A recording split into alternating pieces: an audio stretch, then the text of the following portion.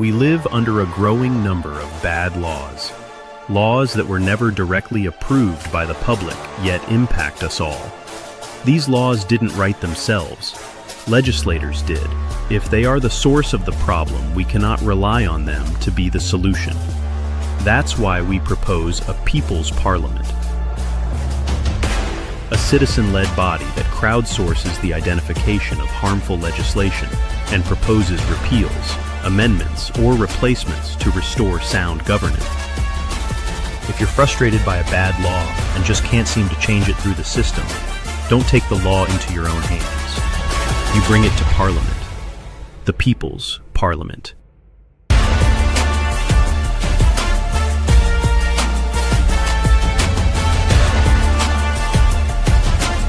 Good day, people of Canada. The People's Parliament is convened to identify issues with modern legislation and recommend repeals, amendments, or replacements through a commission. The commissioners will take testimony from a subject matter expert, or SME, as evidence for the report they will draft following today's session. In this first People's Parliament, we will be evaluating the BC Mental Health Act, following reports of forced medical interventions. The rules of the Commission of the People's Parliament are as follows. The Commission will run for a maximum of 3 hours. The SME is again reminded this is a structured interview and you may be from time to time interrupted purely for the purposes of keeping this Commission on track. To keep things professional, we ask that no profanity be used and no inappropriate behavior be displayed. Once I hand the proceeding over to the organizer, it is up to them how to conduct the proceeding, though I will be present to moderate if needed. If any commissioner has a question, they can raise their hand and the moderator will interrupt the organizer and bring the commissioner up. Each commissioner will have 60 seconds to ask their question. If the commissioner goes over, their mic will be immediately muted. Commissioners are free to ask as many follow-up questions as is necessary. If there are more than one commissioners asking questions, they will get added to a queue. The moderator may at any time mute someone's microphone if they find it to be distracting. In fact, I ask that you mute your own mics until it's time for you to speak, all during the entirety of this proceeding, please. If any of the commissioners or if either the organizer or SME refuse to adhere to the rules of conduct above, the moderator may choose to remove them from the stream. The spirit of this commission is to identify the laws passed either by the federal or provincial legislators which are impacting our lives. We ask the commissioners, organizers, and SME to focus on the BC Mental Health Act. Furthermore, we ask that they not focus on social or partisan political issues. At this point, I will hand over proceedings to the session organizer, Payman Askari, who will introduce the commissioners, the subject matter expert, and will commence the proceedings of the commission. Thank you very much, Mr. Dahl. My name is Payman Askari. I will be acting as the organizer in collaboration with the subject matter expert, Dr. Anna Sylwestrowicz. We've been working out a script to better explain the problem and the Mental Health Act, which has caused that problem. I'm also joined by the commissioners, Mr. Doug Bebb and Mr. Andre Meloche. They will be here to sort of keep us on track, and their purpose is to identify situations where we're overcomplicating the issue or where we've forgotten to address important parts of the problem.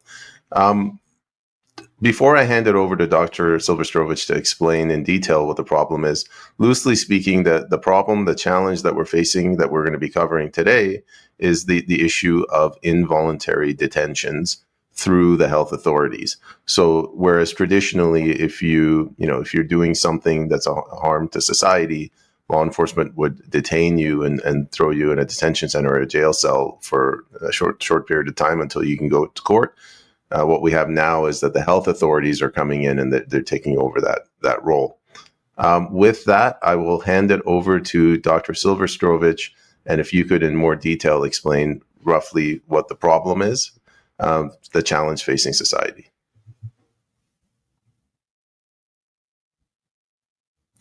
You're muted, ma'am.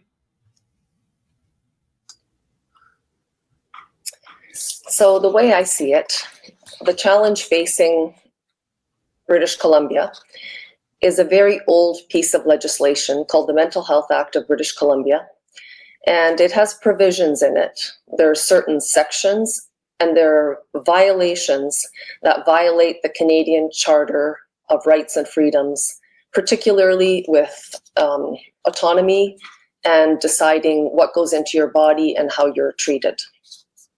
So the key sections of the Mental Health Act that are implicated in human rights violations, Section 22 is very important because it is any interaction with police or the health authority. If you are a troublemaker in you're an 18-year-old and you do something silly, you can either go through the criminal justice system or you can go to the hospital. At that point, you are detained involuntarily and deemed consent to treatment. So essentially, the system can do anything they feel they want to do with no evidence base to it. So in 2009, there were 848 involuntary detentions of people. In 2025, this number went up to almost 6,000 in British Columbia in two health authorities, specifically Island Health and Fraser Health. This is a 600% increase. Andre, you have your hand up. Yes, I just want to ask you, you said the increase is very, very high in 5-6 years. Do you think the COVID mandate in the era of lockdown had an influence? That's the first question. The second question is, you were talking about, let's say, a teenager who is arrested. Who's evaluating that if he's mentally ill or he has bad behavior? In British Columbia, these are all gray areas. If you have an interaction with the police or you're seen to be struggling, in one case, the patient's hemoglobin was very low and she was kind of stumbling along with her child. The police took her to the hospital.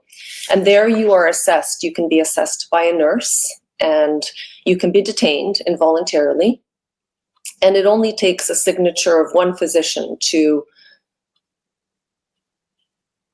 involuntarily detain you under Section 22 for the next 72 hours. And in British Columbia, we're the only province in all of Canada where nurses and pharmacists can now diagnose, prescribe, and inject very potent Plan G drugs, which are these very potent neuroleptic antipsychotic type drugs. And yes, I do believe the COVID pandemic lockdowns had a profound effect because in 2021, there were 3,567 involuntary detentions. And by 2025, we're at 6,000. Thank you. So it's essentially doubled. So I guess my first question would be, again, we're trying to make this more about the law, right? So when you mentioned you can be detained based on the orders of a nurse, what section, I know you and I went over this, but which sections of the law allow the nurse to do that, or nurse practitioner? So this involuntary admission part, it was investigated by the BC ombudsperson. The forms are often they're not filled out. They're not properly signed. It should be two people that assess the patient. And then once admitted, there's this kind of sloppy, suicide prevention. They're admitted. They're deemed to consent to all psychiatric treatment prescribed by their attending physician, and the physicians alternate every 24 hours. And this can include any kind of injectable medication and electroconvulsive therapy. We do thousands of electroconvulsive therapies annually without full capacity assessments. And a very concerning case was that of a lawyer, Veronica McCaffrey, was fired by Island Health because she raised all these concerns about the health authority. I believe that was in 2017. And she challenged Island Health, went to court over it. And the CEO of the health authority in the court documents said that she is mentally ill and requires immediate psychiatric hospitalization. That is weaponizing the law. That is using the law against people that are raising their voices or raising concerns about issues going on in the health authority. Andre, go ahead. Well, so if I may ask, the CEO, was he a specialist? Was he an expert to be able to accuse or suggest that this woman was mentally ill? Of course not. And these people are all hired by our BC NDP government. So the board, the hospital board, is essentially a political allegiance. It's not necessarily qualifications. You can be a fisheries expert, environmental expert, a physiotherapist, and in charge of the entire health authority.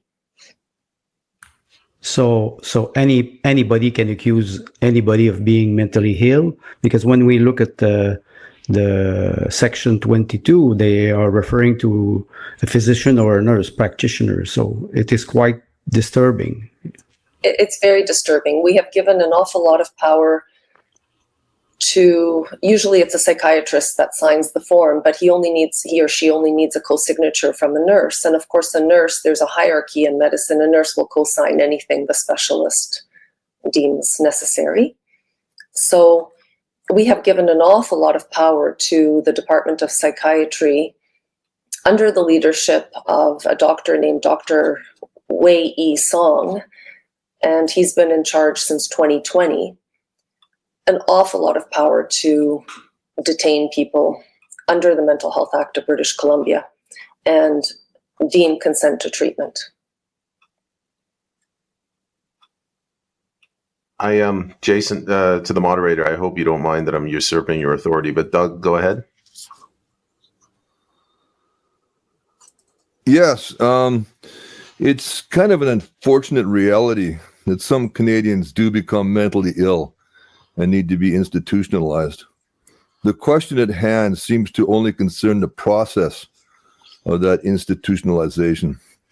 Protecting the public from the mentally ill seems a reasonable undertaking. But my personal view is that governments should stay out of the business of protecting individuals from themselves. If not, then should those requesting medical assistance in dying be candidates for institutionalization? As this is a new topic for me, I took a look at the situation in Ontario, where the process actually seems quite similar.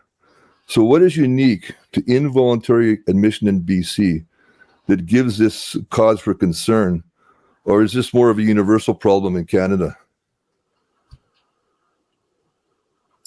So I come from an internal medicine anesthesiology perspective, and the whole term mental illness is a very simplistic term.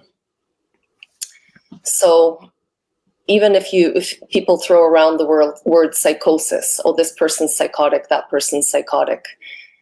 Well, why are they psychotic? It's like Alzheimer's or dementia is a diagnosis of exclusion. It needs a proper medical workup. Psychosis, for example, 40% of psychosis is autoimmune in origin. Has the patient been worked up? What we're talking about is two very different things. We have a drug addiction problem, a homelessness, poverty problem, and then we have this mental illness problem. And, is an autistic child mentally ill? Is a person with a disability mentally ill? Is anybody that's neurodivergent, are they mentally ill? Or is a person with cognitive decline, a senior who's having trouble remembering, are they mentally ill? So that's a oversimplified view of everything. And that is, I think, one of the biggest problems I have with psychiatry. It is not an evidence-based medical specialty, far from it. It's a pharma marketing funded, consensus-based specialty where no medical workup is done and drugs are quickly administered because the pharmaceutical companies own everybody. So, Dr. Sylwestrowicz, my next question, for involuntary detentions, not voluntary, but involuntary, as per the law, you need two signatures. You need let's say a doctor or a physician to say that they're mentally ill, and then a nurse to back that up. Is that all? usually a nurse is supposed to co-sign, is my understanding, but the BC Ombudsperson has done a review now twice, I believe, of our health authority. The paperwork's never completed, nothing's ever been changed. It's a very sloppy approach to all of it. And all this dates back to 2012, when we had a researcher that came here, and her name was Dr. Andrea Bardell, and she was the head of the Canadian Consortium for Early Intervention in Psychosis. And this is an entirely pharma marketing funded numbered entity that incorporated in Hamilton, Ontario. And the idea was that we would have virtual networks, virtual care for people that require mental health interventions because they're crazy, they're psychotic, they're mentally ill. And the problem is that if you're not properly worked up and you're just drugged, the drugs create the mental illness. So Laura Delano wrote an entire book of her experience in the mental health system in America. It's called Unshrunk. It's a wonderful book.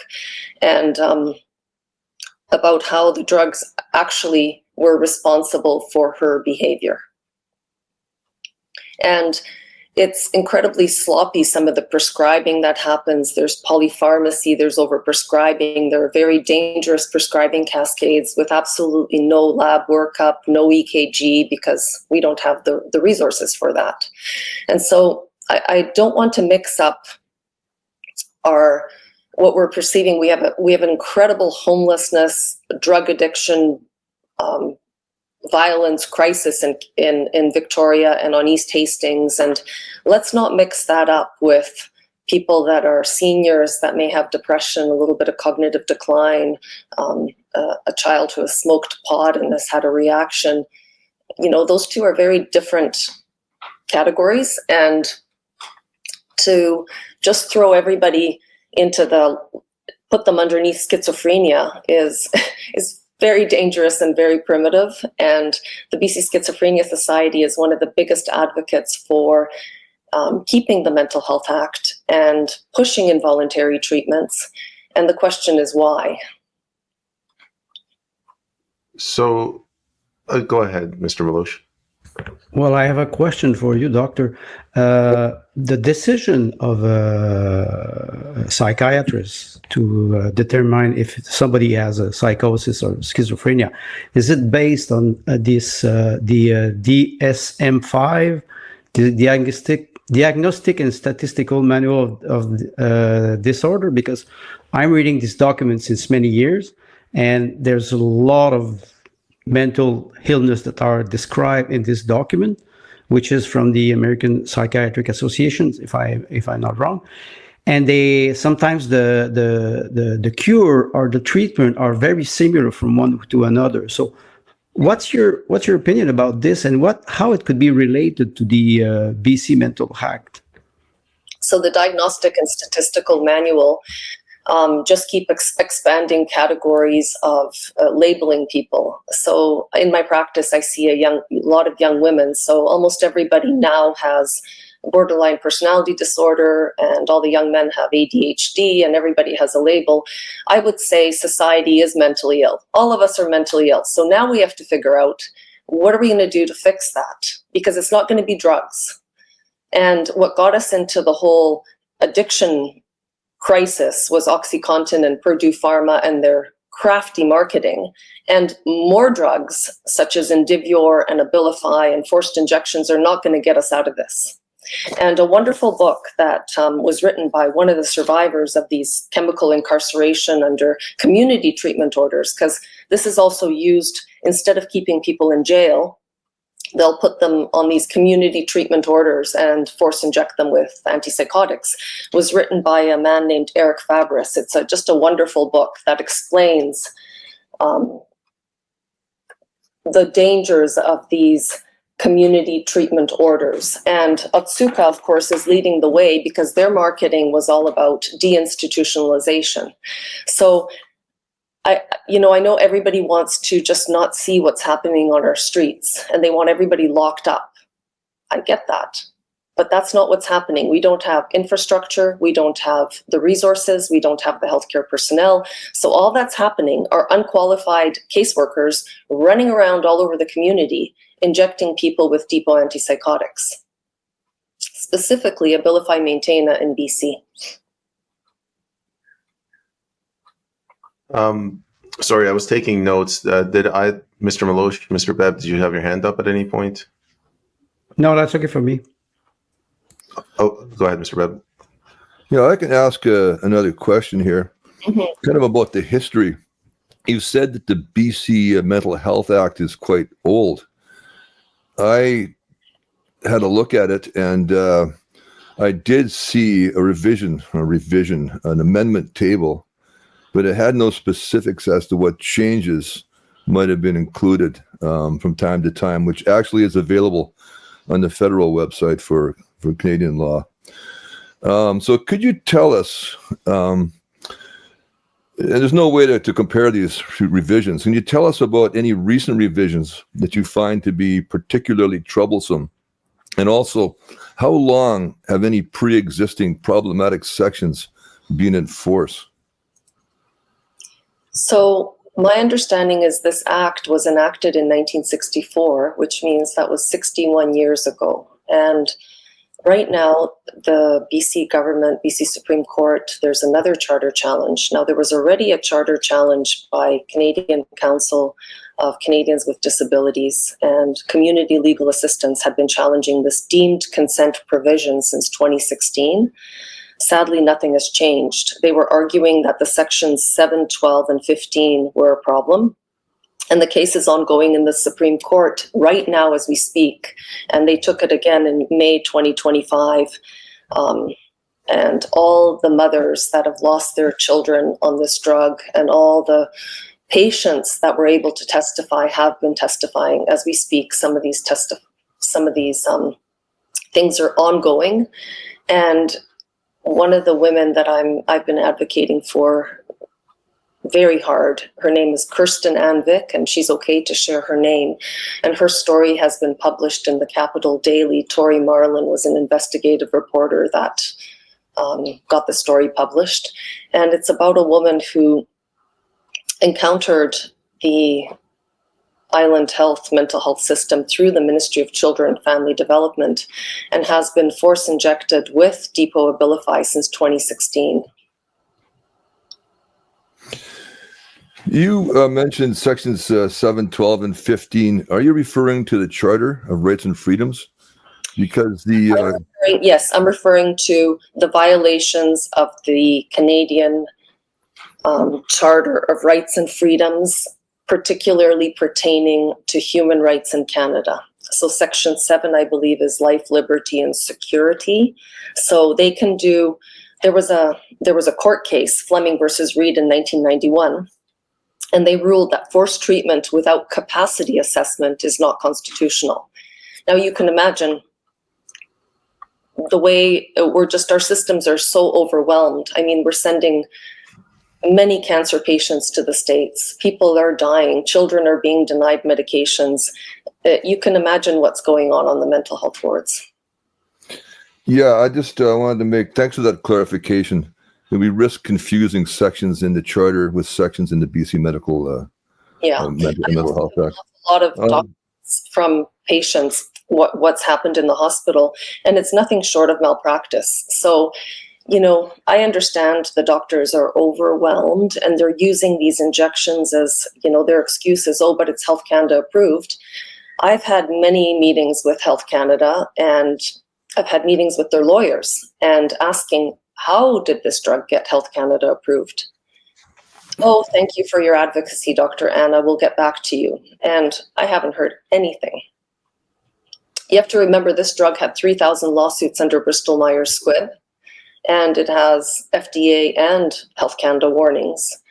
And we have a lot of problems with it, and yet it's still being used. Right. Well, we've got, deficits and all sorts of deficiencies in healthcare spending. And so 6,000 people, on these forced confinements in public buildings must be an expensive touch. I mean, is this a good use of public funds? Well, not at all. So when you think about it, it's $52 million spent on these depot long-acting antipsychotics. We spend another $52 million on unlimited Narcan. Jane Philpott's idea of giving naloxone to resuscitate from the toxic drug crisis, which is usually methamphetamine laced with fentanyl. That perhaps that was all with good intent, but the paramedics are administering that 9 times a day to the same people. So we've really lost our way. Those are the people that need help. Those are the people that instead of 9 Narcans, they should really be involuntarily locked up and detoxed. But that's not what's happening. What's happening is children with autism, pot smoking kids, single moms, children presenting to the Foundry for some mental health support are all being injected with Depot Abilify Maintainer and then stalked in the community. So in Kristen's case, the police show up every time with a Form 21 to bring her into the hospital. And if she decides she doesn't want it, they threaten to take away her daughter. Or the people that they are bringing into the hospital, the Victoria Police, they're getting injected at the Jubilee Hospital. And there was a whole expose done by Czech News, patient dumping at the bus stop, and then they're dumped at the bus stop. And if they show up because of good behavior, they'll get $20 in cash. This is not a standard of care for anything. And my father, who's the retired obstetrician, says to me, what exactly are they treating? What are they treating? Well, that's a good question. Yeah. When it comes to the approval or authorization of drugs, if you really want to give your head a spin, go and read the Canada Health Act and the regulation under it pertaining to the mental hoops that David Lametti jumped through to authorize the use of Comirnaty, which is the precursor to the Pfizer COVID injections, which has almost got to the point of being enforced injections as well. But I'm interested more in hearing a bit about this connection with pharma. How do they get in? How do they craft law and have it passed in their favor? Mr. Bebb, can I ask that you hold that and let Mr. Meloche ask the question he's been trying to ask on the topic we were on? Thank you. Mr. Meloche? Oh, it's okay. It's okay. I just wanted to ask you, Doctor, are there any class action against pharmaceutical company? You were mentioning many cases. Are there any national class action, maybe not in Canada, but in the United States, where we could, on which we could rely on?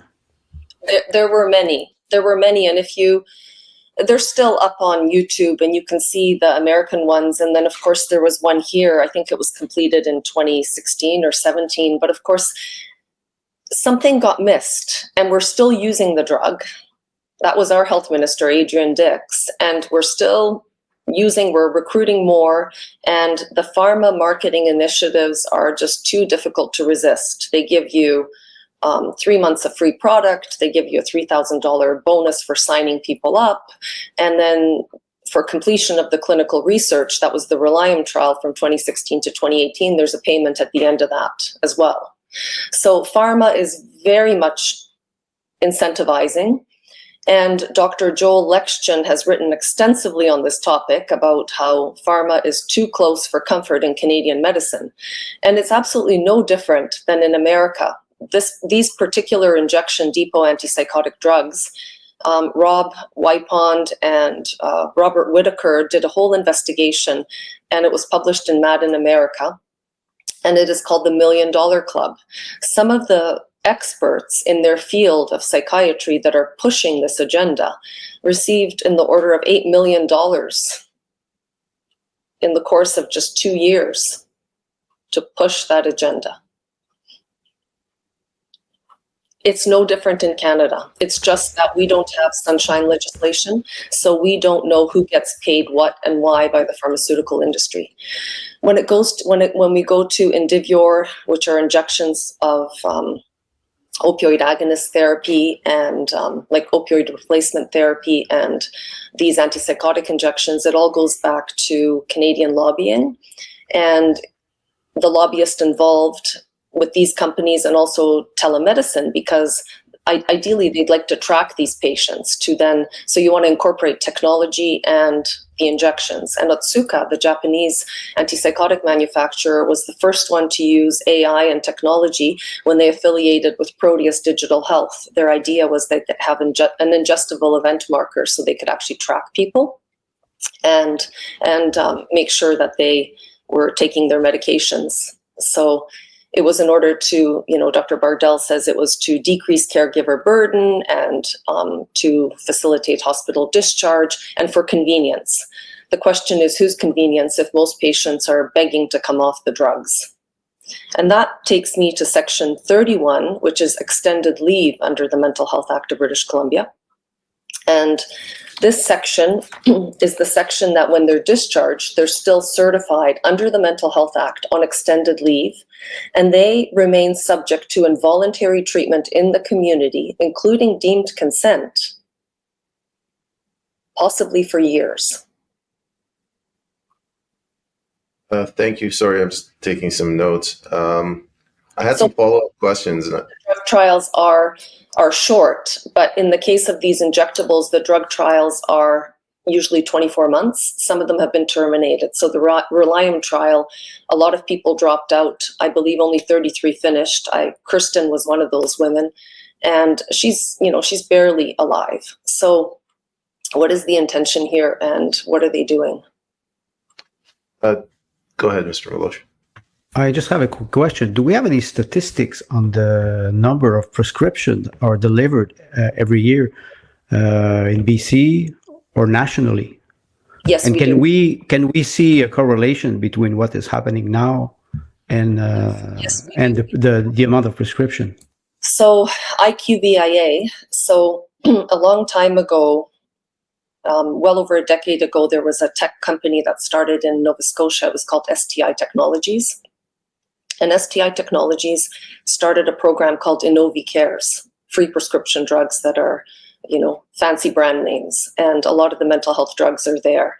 And STI Technologies sold to IQVIA, and IQVIA is a global company. So all our data was sold to the States, IQVIA US, IQVIA Japan, IQVIA International, IQVIA Global.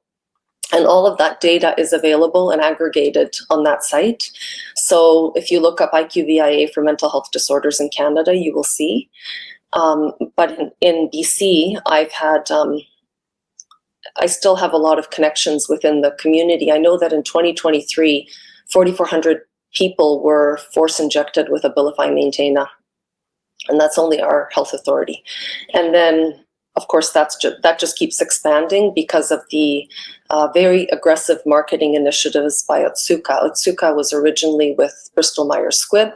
All the class action lawsuits were under Bristol Myers Squibb, and then they affiliated with Lundbeck, and now they're on their own, again, trying to push this convenient injection. Thank you. Go ahead, Mr. Milosh. Follow-up question? I just wanted to know, considering the Mental Act in BC, do we have a chart of the people who are in charge of this, and maybe it would be possible to understand the link they have with the pharmaceutical company? Because if we don't know the names of those people who are really in charge, not I read the Mental Act. It's quite, first of all, it's quite a dry document, but it's clear. And then when you mention Section 22, it's problematic. Do we have those list of people? In my opinion, we should have it. So the charter challenge that happened in 2016, nothing changed. And the only person that can address the Mental Health Act of British Columbia is our premier, or that would be David Eby. And David Eby at one point was saying that he would definitely address this Mental Health Act around 2021. And then, of course, there was the provincial election, and the Conservative Party was all about involuntary treatments. And so now, instead of addressing that, he went along with them, and it was going to be more involuntary detentions, more expansion for involuntary treatments. And it's just a perfect storm for human rights abuses, because we have this piece of legislation. We have staggering conflicts of interest with the pharmaceutical companies at the federal and provincial level. staggering. And the money is just too hard to pass on because our system's failing. So we're thinking, oh, we'll do this. This seems like an easy solution. We'll just do Narcan. We'll just do this. We'll do that, because actually fixing society is much harder, isn't it? So, the cost of living, people lost their jobs, 4 years of lockdowns. Kids were online, doing school online.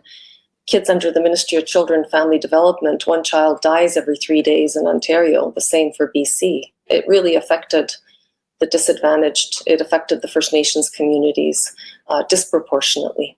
And not to mention, this particular drug is not at all metabolized by Asian and First Nations populations. So the side effect profile will be pretty horrendous. Dr. Sylwestrowicz, I wanted to go back to the legislation.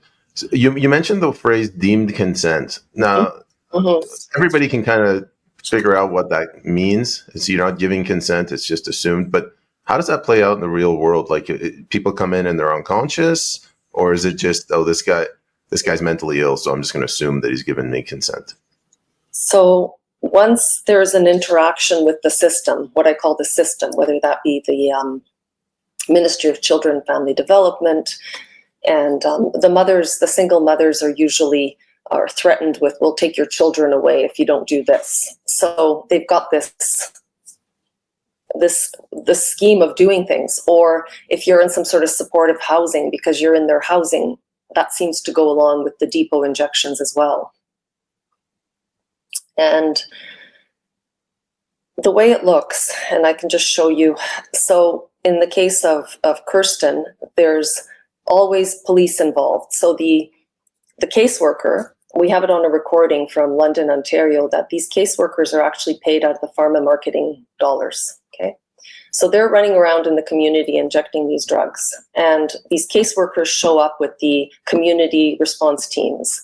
This is called the ACT or ACSS teams, and they have the drug in their backpack and they mix it in the kitchen and they administer it. This is, not supervised. They're not qualified to do so. They don't recognize drug-induced delirium. They don't recognize side effects. No EKG is done. No lab work is done. And this is one of the carts. So there's we're coming to get you. We're coming back for you every single time the police show up. So you can imagine everything they're doing is completely counter to any sort of mental health support, not to mention the cost of these teams and the cost of the drug. And it's surreal. Sorry, doctor, a caseworker, is that under RCMP law enforcement or is under health authority? No, under health authority. But of course, they're probably scared to go just around injecting people. So they usually show up with the police if the patient hasn't reported to the hospital for their mandatory injection. And at Island Health, the caseworkers, these nurses, go to designated pharmacies. So Island Health acts like a bit of a mafia, and they have these designated pharmacies that they work with. It used to be Rexall and Forbes, and then Central and Nanaimo, and Shoppers and Port Alberni, and which is now Quality. And they pick up in big Tupperware bins the depot antipsychotics, and they go into the community and inject them. And forgive me if these questions seem very simplistic, but the audience, they're not all doctors. What constitutes a mental illness, like severe schizophrenia or depression? Everybody's mentally ill. Borderline personality disorder, depression, anxiety, schizophrenia. Those are the psychotic disorders, are bipolar and schizophrenia. Drug addiction is a mental illness, addiction. So it's mental health and addiction. And I just have to let my dog in because she's scratching. One sec. Mr. Bev, when she's back, you can go ahead. All right. Moderator. Hello, everybody.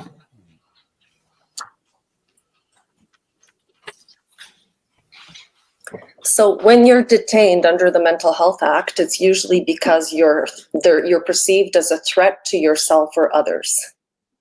And a lot of this is done because they just want to cover their medical legal liability, because what if the person is not detained and they go and they commit suicide and there was a lawsuit because the emergency doctor discharged the patient. So it's kind of, they want to be careful. I understand that, but just injecting someone with an antipsychotic and then discharging them, like what happened with one of the helicopter pilots who came in with a panic attack and killed himself 10 days later, I don't see that as care. The patient should be involved in their mental health care. And I'm not talking about the intoxicated, drug-addicted, nonsensical, belligerent patient out there. I'm talking about just your average individual, someone who doesn't want booster number 12 of COVID. Are they mentally ill? I get your rhetorical question. You have a point there. Mr. Bebb had a question. Go ahead. Yeah, the list of these disorders seems to be long and wide and varied. Is this Abilify an indicated treatment for all of these conditions? There's absolutely no evidence-based research in psychiatry.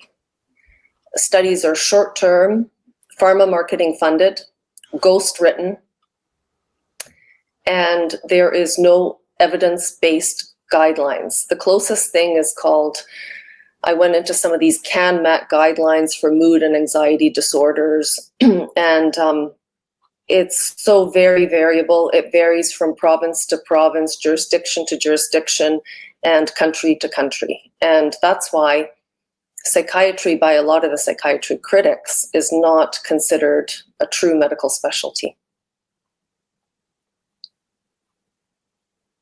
Mr. Malouche, go ahead. I would have a question for you.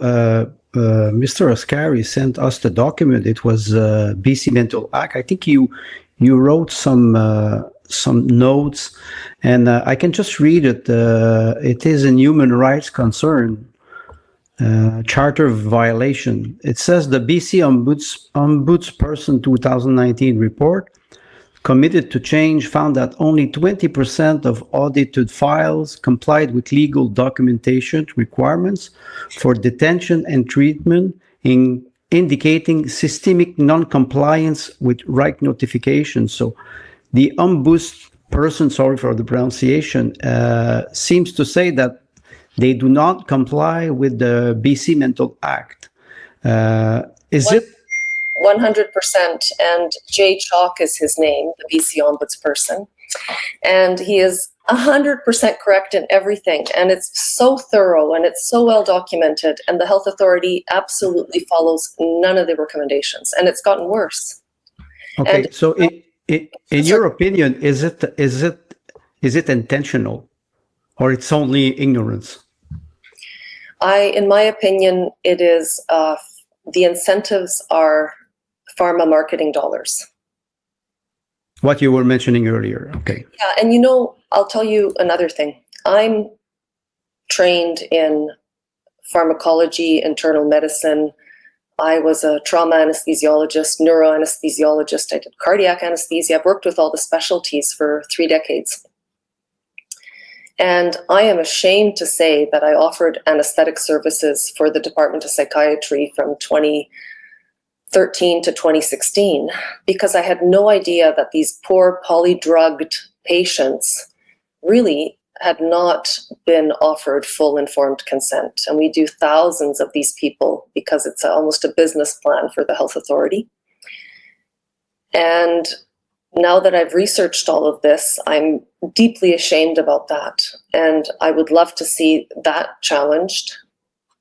People have, it's terrible what goes on. And some of the cases that I've been reviewing and the polypharmacy, and my own son ended up on 27 different drugs, presented with a panic attack, and essentially almost lost his life. And if I didn't have the means to go through the mental health review board process with 2 lawyers and the pharmacist who told me that he had been in a drug trial, he would have been dead, like so many others. You might have read the case of Ben Wu. His mother was silenced. You may have read there's 2 politicians in British Columbia who lost their children on this drug. And everybody is told to keep it quiet. Cease and desist. In fact, the legal threats from the BC Schizophrenia Society were so scary for me that I really did take down all my social media at one point.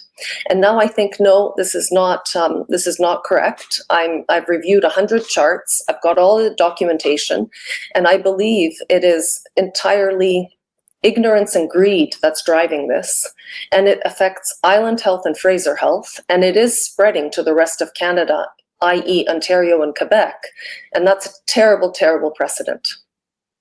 This whole idea of involuntary treatment when we have no treatment for addiction. We do not. All we are doing is replacing one drug for another drug, and we're creating lifelong customers. Thanks, you answered very well with what you said. It is ignorance and a business plan. It's intentional. So there's always an expert at the very top at McGill, UBC. There's always an expert. You'll always find an expert who will take that extra $2 million to say something, okay? And there'll always be one of those. And then, of course, because they're in the ivory tower, they are the academic, they are the researcher, they will do the course and present it to everybody else. And everybody else will be like, oh, well, the expert says this is how it is. We'll follow. And then before you know it, these psychiatrists are educating the GPs and pharmacists. And then you have marketing and AI. So Pfizer and Otsuka both used a marketing agency called Agence Unique in Quebec, and they targeted anybody who would prescribe and inject anything. And so it was very aggressive marketing. So everybody is now brainwashed into this, that we have an injection for everything, for your autoimmune illness, for your mental health, for your immunity. Just keep injecting. Ozempic delivered discreetly to your door. We have virtual pharmacies delivering Abilify to your door.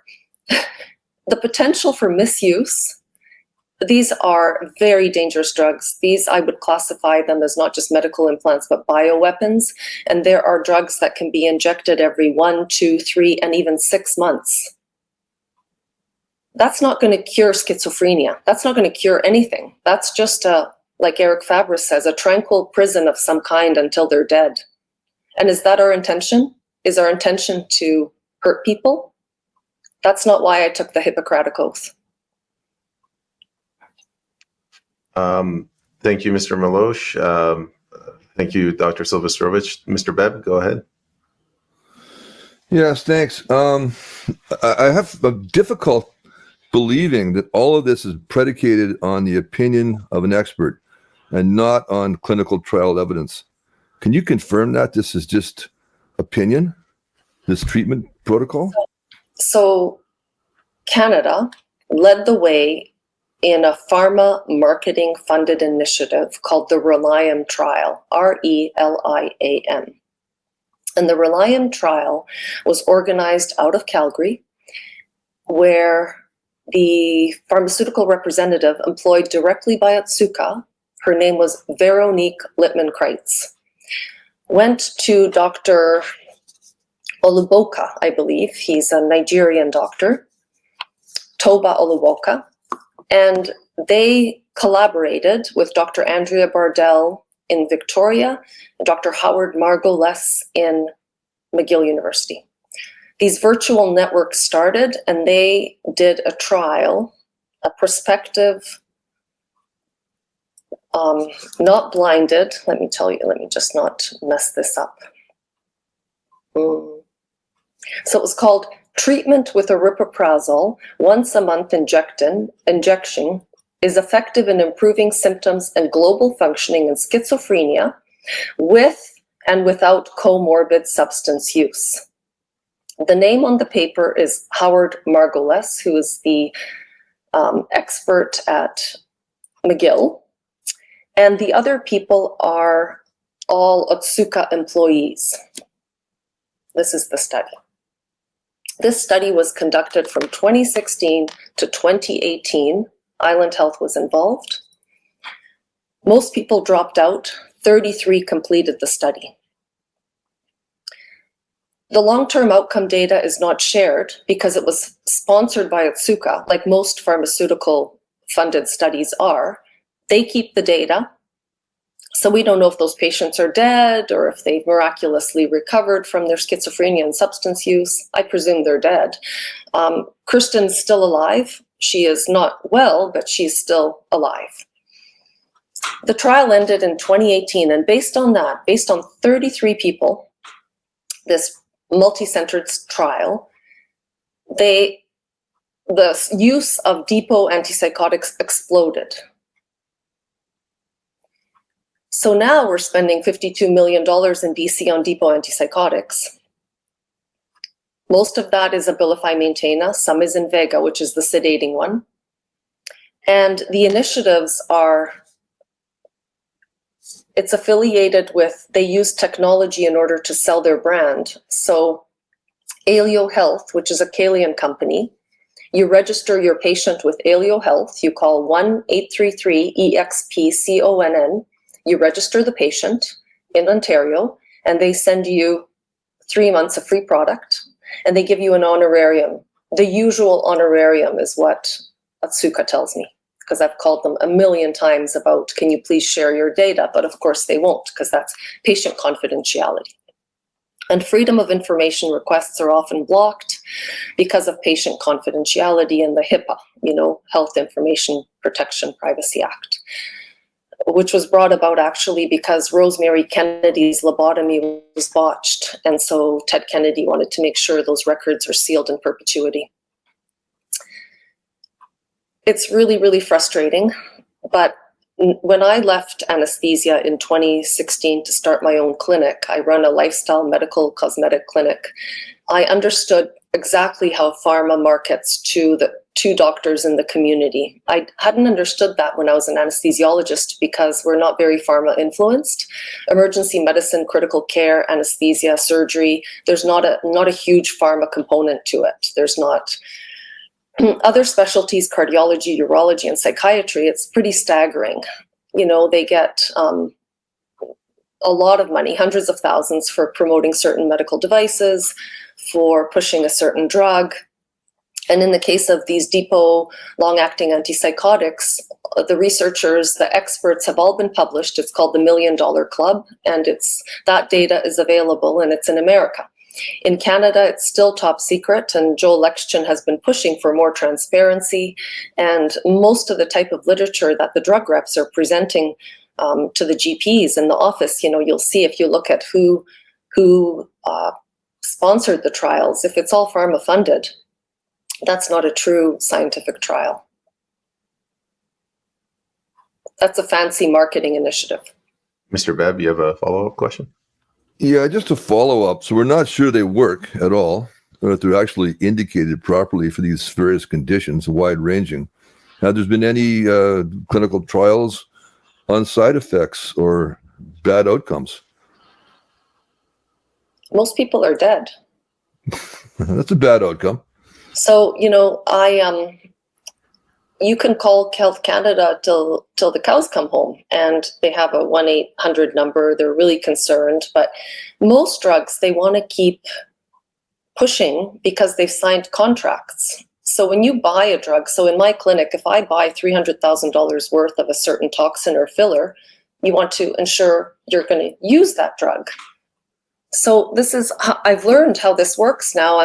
My eyes are very open. So if they're going to give you a free trial, hospital free trial program for Abilify, hospital free trial program for Invega, and it's just a simple injection, of course you're going to start using that. And then there's no surgeon available to cut out the depot if there's a side effect, so they just keep adding more drugs. And if the patient dies, it's a therapeutic misadventure. That's a fortunate outcome because the payment is only $10,000. But what if the patient's disabled, or what if he gets into a car and kills 12 other people?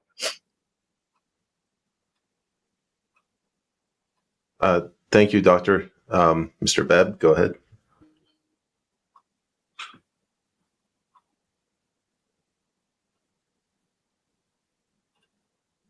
I can't hear you. Mr. Bebb. I'm sorry, I must have been muted there. I just wonder if I could change the topic and get back to the medical, the Health Act of British Columbia. You know, they've got these directors that they appoint of these institutions, and some of them happen to be, you know, probably not for profit or other societies, and there's a bunch of legislation around that. And these directors are appointed. I see no evidence that they're medical expertise in these individuals. And yet when they have provision for a second opinion as to the not usefulness, but the appropriateness of these treatments that are being administered, that is taken basically under advisement. And the final say as to changing that regimen seems to vest with the director, who apparently has no medical expertise. Is that a fair assessment of the act? Well, that's a dangerous thing, because if you have a medical director or a CEO of a hospital that doesn't have the expertise, or a prime minister that doesn't have the knowledge, or someone in a position of authority to change legislation or push for something, and you're educated by a pharma marketing funded expert who's got a conflict of interest with the drug industry, you can see how terrible things can happen. I just find it strange that these directors could overrule the recommendation of the second opinion and not change You can never get a second opinion within the same health authority, because the doctors will all protect each other, right? So you have to get the second opinion, ideally in a different. Can I step in here? Sorry, just to clarify Mr. Bebb's question, because the audience, they probably haven't read the Mental Health Act.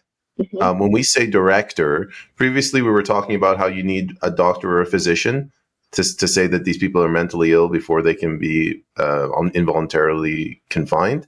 And then you need a nurse to back that up. How does the director fit into that flow of doctor-nurse?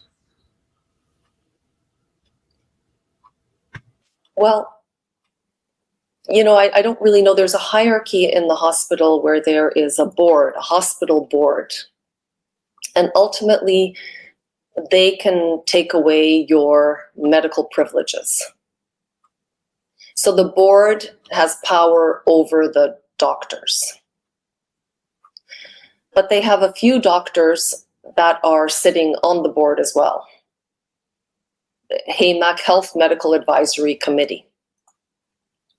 Does that make sense? But those doctors are paid by the health authority. Most other doctors are just contracts that they're working for themselves, working within the health authority. Thank you. Mr. Bebb? Yeah, the directors I'm referring to are those appointed to run these institutions.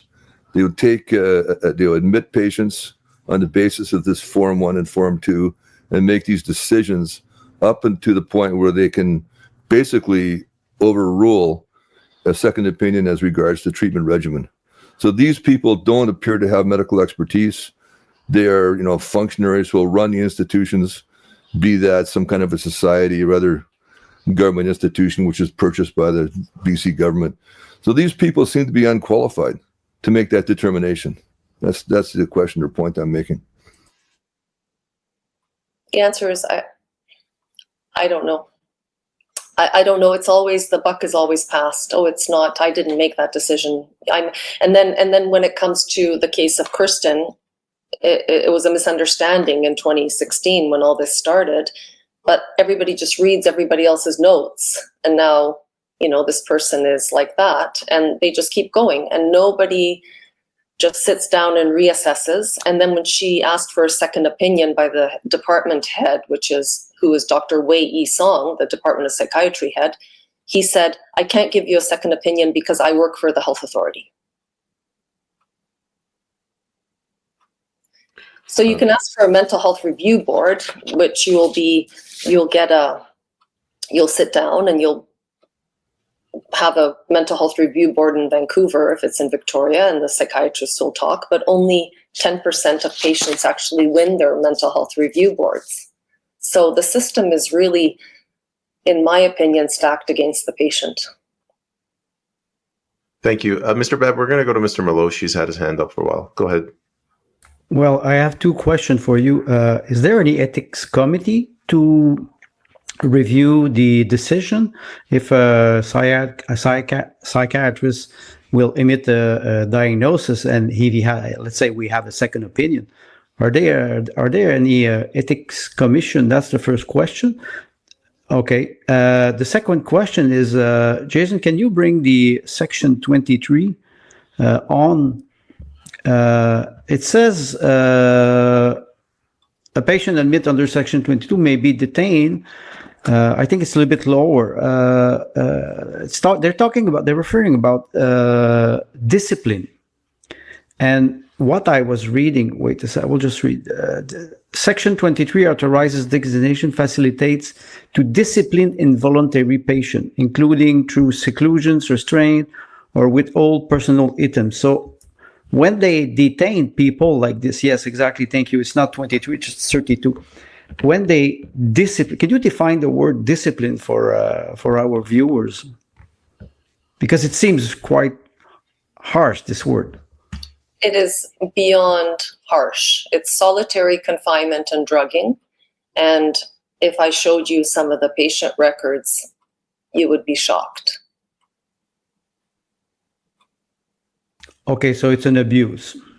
Absolutely, 100% abuse. Okay. Sorry to jump in. Jason?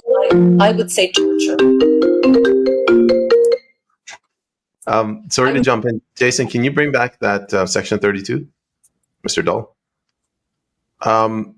Just to answer my previous question, would it be accurate to say that in order to initiate the involuntary detention, you need a doctor and then a nurse? And then once they're detained, the director of the health authority or hospital has sweeping powers?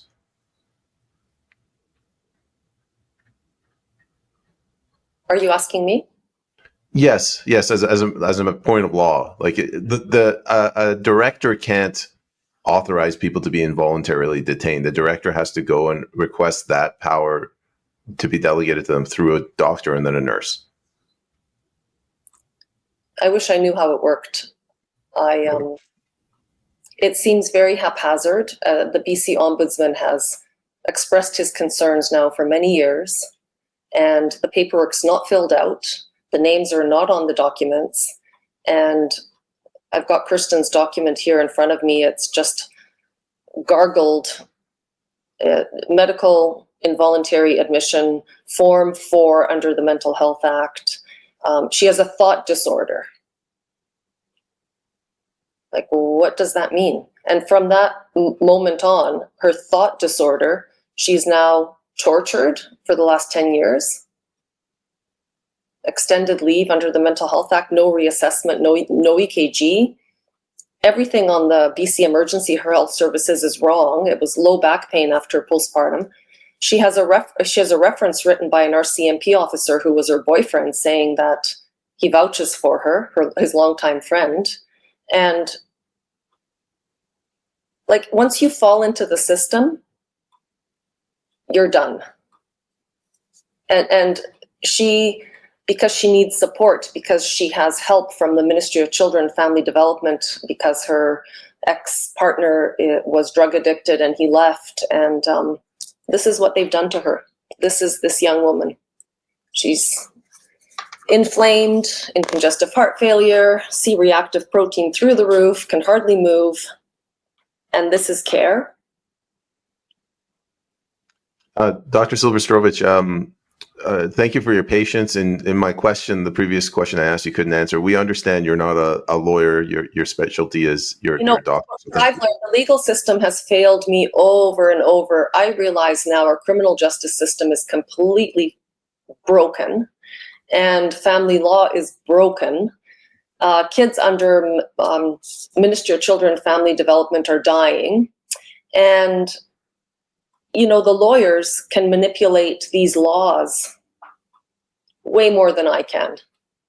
I can just give you the medical perspective, and I can tell you that this is not a standard of care, and they're only doing it because of pharma marketing initiatives. Thank you. Mr. Milosh, I cut you off. Did you have any follow-up questions? No, it's okay. Thanks. Mr. Bebb, go ahead. Yeah, could you bring up section 32 again? Yeah. Section 31. There's actually a typo in your write-up. It's 32, not 23. That confused Andre as well. Section 32. The discipline of patients. Yeah, exactly. So we're talking here about the discipline of the director and members of the staff. Mm-hmm. Now, that director was the same director I was talking about earlier, who seemed to have the power to veto or overturn, a regimen of treatment. And there's two things at issue here. There's the continued incarceration, and there is what they give them for drugs or the treatment protocol. And the director, strangely enough, who is basically administrator of the building, as far as I could tell, has the authority to overrule that second opinion as to the treatment regimen, not as to whether or not they continue to be involuntarily confined. So those are the directions we're talking about. They basically run the building, and they have a lot of power, it seems. It seems they have an awful lot of unchecked power, and this discipline of patients where they can throw them into solitary, drug them out of their minds with no monitoring of oximetry or EKG or anything, using seclusion and restraints if necessary, but they never do restraints. They just do chemical restraints and pound the drugs in, and is beyond cruel. And I don't know what to say except that this affected one of my family members, and I just, 30 years of my life I gave to that health authority, and I cannot believe what they did. These same directors, if I could just continue, are part of the admission protocol. And I'm pretty sure from my reading that the Form 1 signed by a nurse practitioner alone is adequate to present to the director, who at that point can either admit the patient or refuse to. And so that's all it takes is That's one. correct. That's correct. Yeah. That is correct. It's so different from America. So my really good friend, who's the head pharmacist at the hospital, he had worked in America, and there's a whole legal process before anybody is detained or involuntarily treated, or you have rights. You have some sort of rights. Whereas here, it's very sloppy. You can be detained very quickly, drugged out of your mind, and then of course you're crazy, and that's it. And you're labeled, and it sticks in your chart, and it follows you, and your insurance is denied, your car insurance is denied, everything's denied, and it's like you're branded. I'm crazy. Mr. Bebb. I think it's problematic that between a nurse practitioner who probably has no psychiatric training and the director of the institution who probably has no medical training at all, between the two of them, you can get somebody in for 48, or in your case, you said 72 hours. Is it possible to administer these drugs in that 72-hour window before they get a Form 2 filled by an actual medical, qualified medical person? Of course. And do you know how common drug error is? So because of an adverse reaction, and because of this whole process, and because of what happened to us, we're talking 3 years of life lost. 3 years of who pays for the apartment, who goes to work, what's going to happen, with absolutely no communication, because the person's an adult. Anybody over the age of 17, they don't communicate. Mr. Milosh, go ahead. Sorry, I was muted. I have a question again with section 32. Can you describe what they call the Nelson Mandela rules? Would that help if we would have a summary of those rules, so patient would be at least informed if they have to be detained? I think the patient really needs to have a advocate with them at all times. no matter how old they are. Imagine there's been publication bans on some of the situations that happened, but with elderly people that are confused or they've been locked into hospitals for their mental health and detained for 6 months, 7 months, a year at our health authority. And Thank you. I have to say, once this injection is put into a person, everybody reacts differently. It has serious FDA warnings about compulsive behavior, hypersexuality, gambling. People have lost their entire life savings online gambling because it's a dopamine agonist. So it essentially makes you schizophrenic. And now, what now? This medication is sitting in the muscle for 6 months. So they've disabled the person, and they never stop at one injection. They always do the 12 injections because that's the pharma marketing funded initiative, and they'll just keep recertifying. They have no plan to discontinue. I have another question about the Mental Act.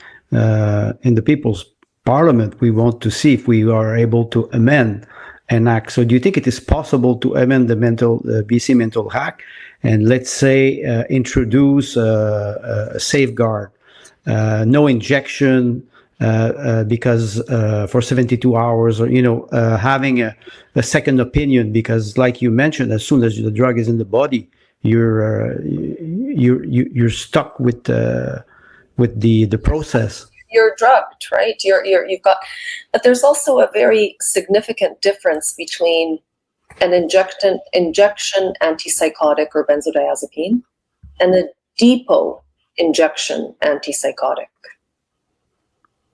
Can you explain the difference? Okay, well, a depot is a little bit like a breast implant. It sits in there. It's an implant like a pacemaker.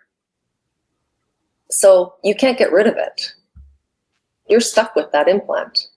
And those caseworkers running around in the community with the syringes don't recognize drug-induced delirium from the disease. The side effect of the injection. Okay, thanks. And so they're giving more, which is making the situation worse. Worse. Much worse. And then they're giving more drugs for the akathisia and the terrible side effects. So now we're into polypharmacy and very dangerous prescribing cascades. Type 2 diabetes, massive weight gain, EKG abnormalities, sudden cardiac death. Nobody's doing anything.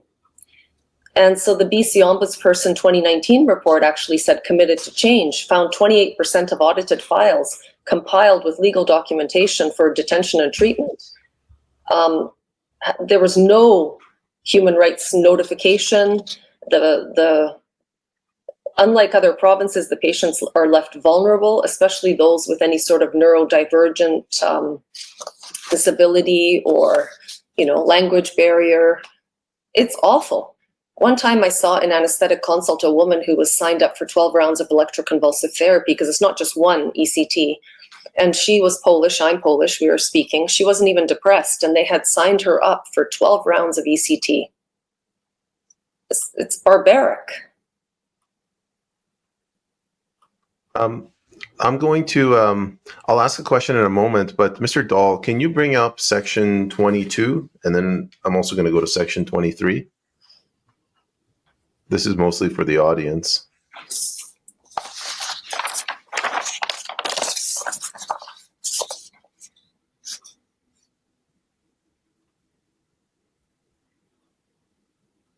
So this is what I was referring to. This is sort of the priming of the pump. This is the initiation phase. The director, you could think of him as the CEO of the hospital, can bring somebody in for 48 hours with, I'm simplifying it, but you get a note from a doctor and then a follow-up note from a nurse. You can detain them for 48 hours. Now, if you go to section 23, a patient admitted under section 22 may be detained for 1 month after the date of admission. 24A, you can keep him for a further period of 1 month. After that, you can keep him for a further period of 3 months, and then a further period of 6 months, and you can renew those 6 months indefinitely. So, and that renewal is done sight unseen over the telephone. So it's all I can say is, wow. Okay, I'm coming from a medical perspective. I've never seen anything like it. Sight unseen, no EKG, no blood work, no testing of reflexes, rigidity, nothing. You're right. You're coming at it from the perspective of a doctor. I just don't want the audience to think that these involuntary detentions are for a maximum of 48 hours. They could be for life. They usually are for life. So if you fall under the label of schizophrenia, so if somehow they decide that you're schizophrenic, that's it, you're done. Mr. Bebb, go ahead. Yeah, please go back to section 22. My reading of this several times last night suggests that you get a Form 1 presentation to the director on the basis of somebody like a nurse practitioner, after which they have 48 hours to have a second certificate issued, I think by a qualified medical person, to keep them in excess of 48 hours. After which it may all be telephone-based stuff as was suggested here, but there are basically it's the nurse practitioner or a physician, and then the director will get them in for 48 hours, and then after that, to detain longer than 48 hours, you need to have a second opinion. Both have to be evaluated in person, and they have to sign some forms. These two people, the nurse and then the doctor afterwards, they're available to look at under the BC Medical Health Regulation, not the Act. I put a link in our emails there. You can look at those forms. They're not very, very extensive, and still probably falls under the classification of opinion. But there is, in fact, physical examination of the patient twice. It has to be attested to by the nurse or the physician that initiates the thing, has to be accepted by the director, and it has to be done again by a physician within that 48-hour period. That's my reading of it anyway. Thanks. So that doesn't happen. And the other thing is, if you request records on patients that are deceased, if the family wants the records, they won't release them because of privacy laws. Can I, I'm just going to jump in and I'm going to do another educational session. If you could bring that up, Mr. Dahl, section 24.1.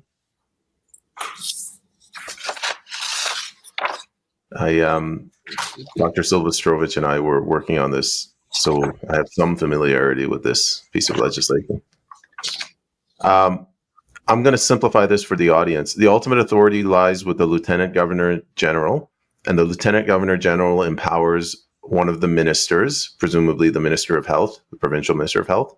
The Provincial Minister of Health can go around the director of the, let's call it the hospital, the health authority, and they can create a board. And this is, we were asking about this earlier, if there's any appeal. There is technically a review board, and it's laid out in here. The review board has to have one doctor, one lawyer, and one, what I like to tongue-in-cheek call a normal person. But, Hey, so, that's the Mental Health Review Board. Yes. Okay, so only 10% of patients win that. Right, and I think what I was trying to get at is when you put a doctor and a lawyer, and they're probably on the side with the health authority or the government more so than the patient. They're always on the side of the expert, i.e., psychiatry. And I did an ethics meeting across Canada, and the psychiatrist in Vancouver said to me, "Well, Dr. Anna, what do you propose that we do with all the methamphetamine addicted people that are on the street?" I said, "Well, I don't know, but certainly you're not going to pull them into the hospital and start injecting them and then release them and keep injecting them with abilify maintainer, because that's going to make the situation 1,000 times worse." BC's mental health, so 848 forced extended leave injections, again, let me reiterate, 10 years ago. We're now at 6,000, sometimes for years, with Kurtz 10 years. Who's profiting? The pharmaceutical companies. Otsuka then went and bought Daya cheese with all the money they made. Contrast this to about $12,000 on involuntary outpatient commitment orders in America for a population of 331 million. BC is insane. I don't think you'll get any argument from us, at least not from Doug and I, as we both live here. I promise this is the last time I'm going to do this. Mr. Dahl, can you bring up the BC Mental Health Act again, section 24.3? This is another alarming portion of it. Dr. Sylwestrowicz, I want to get your opinion. Mm-hmm. They basically have 24.3. Is it A, I believe? Sorry, got something in the way. To attend an oral electronic hearing to give evidence on oath or affirmation or in any other manner that is admissible and relevant to an issue in an application. So they basically have subpoena power. Like, is the health authority, are they basically usurping the role of the court system? I'm shocked at how much power they have. I don't know. I'm not a lawyer. I'm shocked at how much power this health authority has and what they do to patients once they're locked in on those lockdown wards of the first 2 floors of the Jubilee Hospital.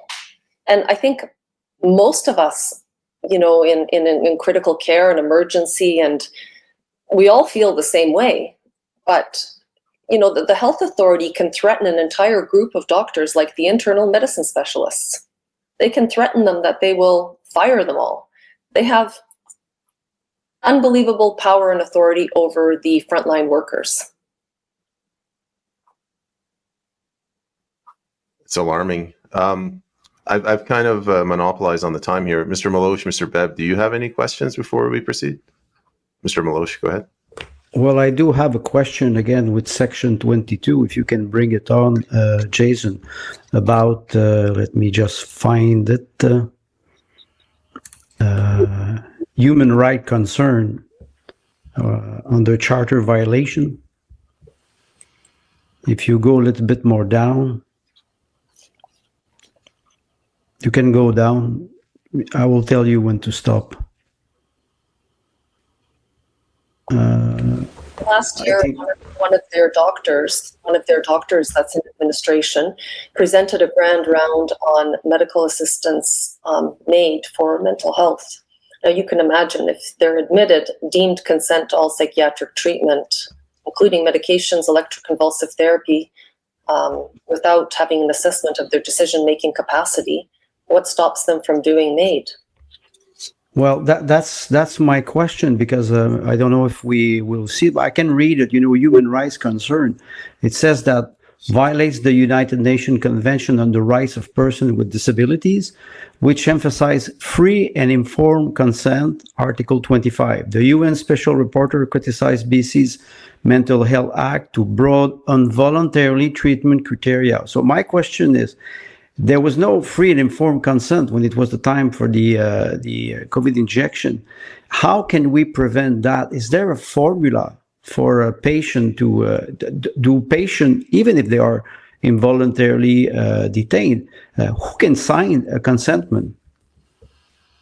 So because it will violate the patients. If they've signed anything, it's only because they were threatened and coerced.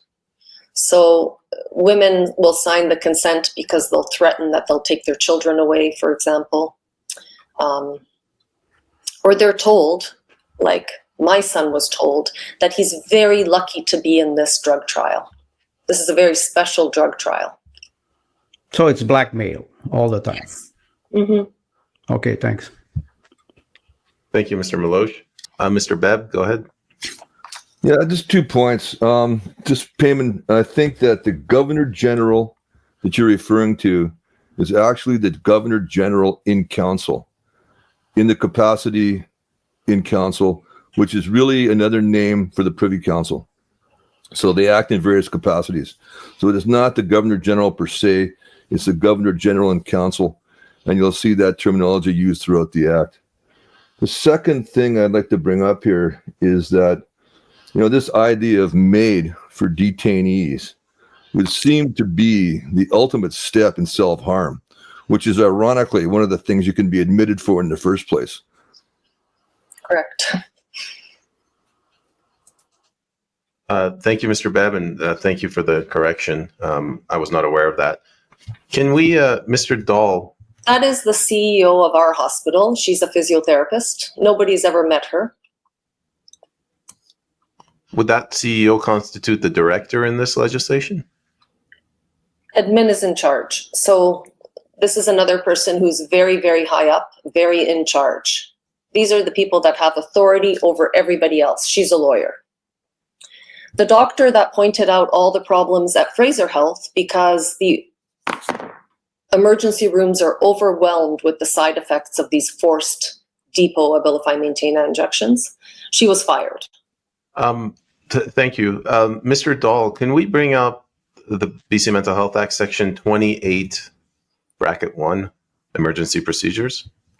I'm just going to read this. A police officer or constable may apprehend and immediately take a person to a physician or nurse practitioner for examination if satisfied for personal observations or information received that the person is basically going to endanger themselves or someone else or is mentally ill. Dr. Sylwestrowicz, you and I talked about this earlier. First of all, this is all subjective. Like maybe if you're at a protest and you could say this guy's mentally ill if he doesn't believe in climate change, as an example, or the efficacy of COVID vaccines. How did this work before? I mean, do law enforcement officers have the right to just detain random people and take them to medical examinations? So that's what I say. You can have a little brush with the law, whatever, hit a stop sign. There's some, and you know, you could be, I don't know, have a bad trip with drugs or whatever. But I work very closely with Victoria Police, Oak Bay Police, and Sandwich Police. So that's in my area. And the police are usually, will sometimes bring someone to the hospital, and they say that, you know, they have to sit there with the person until they're seen. So that could be 14 hours, right? So a lot of them don't want to do that anymore. But if they're really concerned about, say, there's a woman walking around half naked and she looks like she needs some medical help because she's got an ulcerated lesion or something, they'll take her to the hospital. And before they're even done their paperwork, a lot of those people are discharged. So how they decide who really needs help and who doesn't need help. And then you have to remember there are targeted individuals. So they may need to detain whoever because they have the power to do that. This is really frightening. It's a very frightening misuse of power and authority under the law. In the case of Veronica McCaffrey, who was dismissed and sued them, you know, for the CEO of the hospital to call her mentally ill and to send the RCMP to her home, that's insane. Mr. Meloche, I'll go to you in a second, but I wrote down a question about this specific case earlier.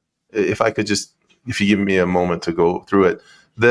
You said the CEO sent the RCMP after the lawyer that disagreed with the CEO.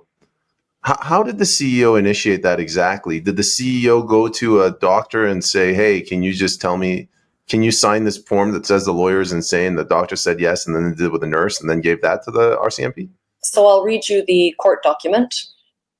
Not sure how it all worked, but in the court documents, the CEO of the hospital accuses the hospital lawyer who pointed out all the problems within the health authority as being mentally ill, requiring immediate psychiatric hospitalization, at which point the police showed up to her home. And they couldn't bring her in because she was not mentally ill. So the police are actually quite reasonable, but Form 4 is when they bring them into the hospital because they're a little bit worried about something or the ministry gets involved. Form 21 is when, sight unseen, the health authority calls the police and asks them to bring the patient to the hospital for a forced injection. And they show up to the patient's home and they will handcuff the patient and bring them to the hospital. And I think they're starting to really wake up and understand that this may be a problem because, you know, what gives them the right to do that? They're just acting on the orders of the health authority. Thank you. I'm going to hand it over to Mr. Meloche, but this is the one area where I don't understand how the director, what part of the BC Mental Health Act gives the director the authority to detain people. Go ahead, Mr. Meloche.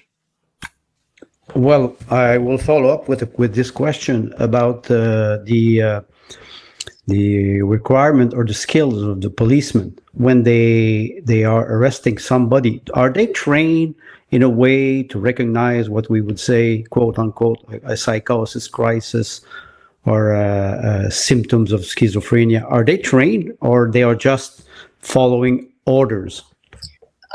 They're simply following orders, and this police officer I correspond with said to me that they don't even have the medical history. So if it's a Form 4 will be issued by the hospital for someone that they feel needs health intervention, and Form 21 is people that are not being compliant with their medications. It seems incredibly coercive, and in view of all the pharma marketing initiatives by Otsuka, it seems to me like it's almost racketeering, because you're using these people to essentially experiment on them, because it's not even a standard of care for the disease, if they even have the disease. In Russia, my parents are immigrants from Eastern Europe. All of this started, in the Nazi era. I mean, if you were a political dissident or you disagreed with government, you'd be a soft schizophrenic and you'd be locked up, right? You were mentioning, I just have a quick question. You were mentioning earlier that only 10% of patients see their cases reviewed by a board of, I would say, ethic committee. In your opinion... There's no ethics committee at all. They hired someone now from the Michael Smith Foundation, so they do pharma research. They have someone now. But before that, there was no ethics committee, and there were no legal the patients really had no legal rights. So they have Section 34.1 requires facilities to notify involuntary patients of their rights, including the right to legal counsel under Charter Section 10 upon admission, transfer, or renewal of detention. Well, this is rarely done. And these mental health review boards are incredibly stressful for patients. And a lot of them, this lingo, I don't understand this language. Never mind, your average person with high school education. Like, there's just no way they're going to win. Anything they say is used against them. Okay, but my question is, you said 10% sees their cases not reevaluated, but evaluated in the sense that was it the right decision? Get released from involuntary. Okay, so would it be possible, in your opinion, to amend the Mental Act and to make sure that 100% of the people should see their case reviewed by a board and maybe an ethic committee? Of course. Okay. That's never going to happen, because in our current healthcare system, the nurses are texting me, please don't come to the hospital, you'll die here. There's so many drug errors. That's how bad it is. Our facilities are completely broken. Our hospital floors are full of homeless drug addicts with nowhere to go. You can't discharge people if there's no address.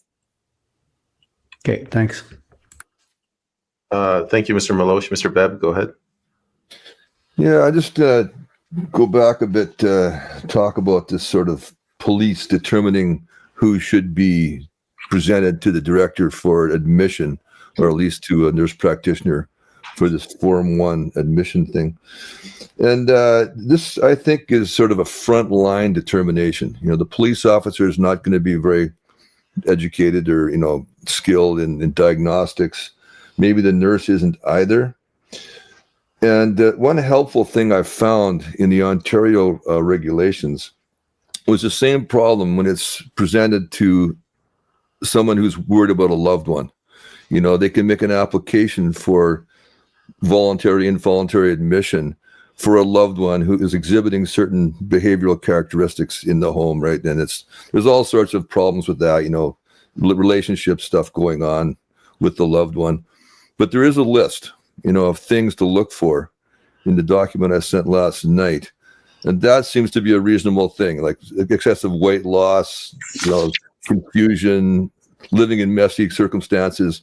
There's a list of about 10 things I can't recall from memory, but there are some reasonable indicators that would give you an idea that somebody is in distress and having problems and maybe should be looked at, right? So we're not going to train all the police in psychiatry, but we could have, a list of things that police are very good people that need our support.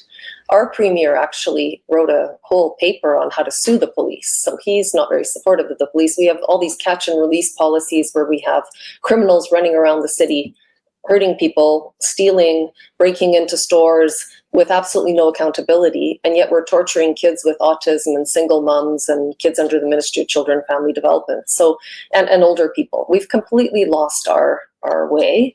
And the Mental Health Act right now relies on coercion, and it has a very outdated paternalistic type approach. It really kind of makes me sick. And it makes me sick that the leadership continues to do so. What are they hiding? They can't keep hiding this because Lapu-Lapu happened, and this is entirely iatrogenic harm, and this needs to come out into the open. And we just can't keep going down this highway. We've really missed, we're just going in circles. We're wasting so much taxpayer money with opioid agonist therapies and antipsychotics and free drugs and unlimited Narcan. And now we're offering Made for Mental Health under this Mental Health Act legislation where there's no advocacy or anything. It's terrible. Anything else, Mr. Bebb? No, that's fine. Thank you. Dr. Sylwestrowicz, could you, for the audience, when you said laku-laku, could you explain what you meant by that? So that the driver of the SUV, the Audi SUV, was under a community treatment order or under one of these extended leaves under the Mental Health Act for his diagnosis of schizophrenia. And he was being force injected with depot antipsychotic drugs. And the most commonly used drug in this province is Otsuka. It's aripiprazole. And aripiprazole has some, and brexpiprazole, the two Japanese dopamine agonist, serotonin agonist antipsychotics, have some very significant FDA warnings and Health Canada warnings and cause severe crippling akathisia. And in my opinion, this is why we have so many suicides in the VA and in the Canadian military. So for anyone that's, I'll go to you, Mr. Meloche, in a moment. Anyone that's not in Vancouver, there was an incident where there was a festival and a gentleman drove into a crowded festival with a car and killed many people. That's what you're referring to? Yeah. Thank you. So Mr. that... Meloche. Sorry. Go ahead. Yeah. That's a case of complete system failure. Failed everybody. Thank you. Mr. Meloche, go ahead. Well, it's a follow-up question with your remark, Payments, about the training of the policemen. You were saying earlier that when police show up, RCMP, they show up at the door of a patient that was supposed to be mentally ill. They don't have the history of the patient. They arrived and they can arrest the patient without even knowing, because if they were injected with something, the side effect could be a psychosis reaction, and they're not aware of it, so they're not trained. 100%. And so once this injection is in, it's unpredictable as to how people react.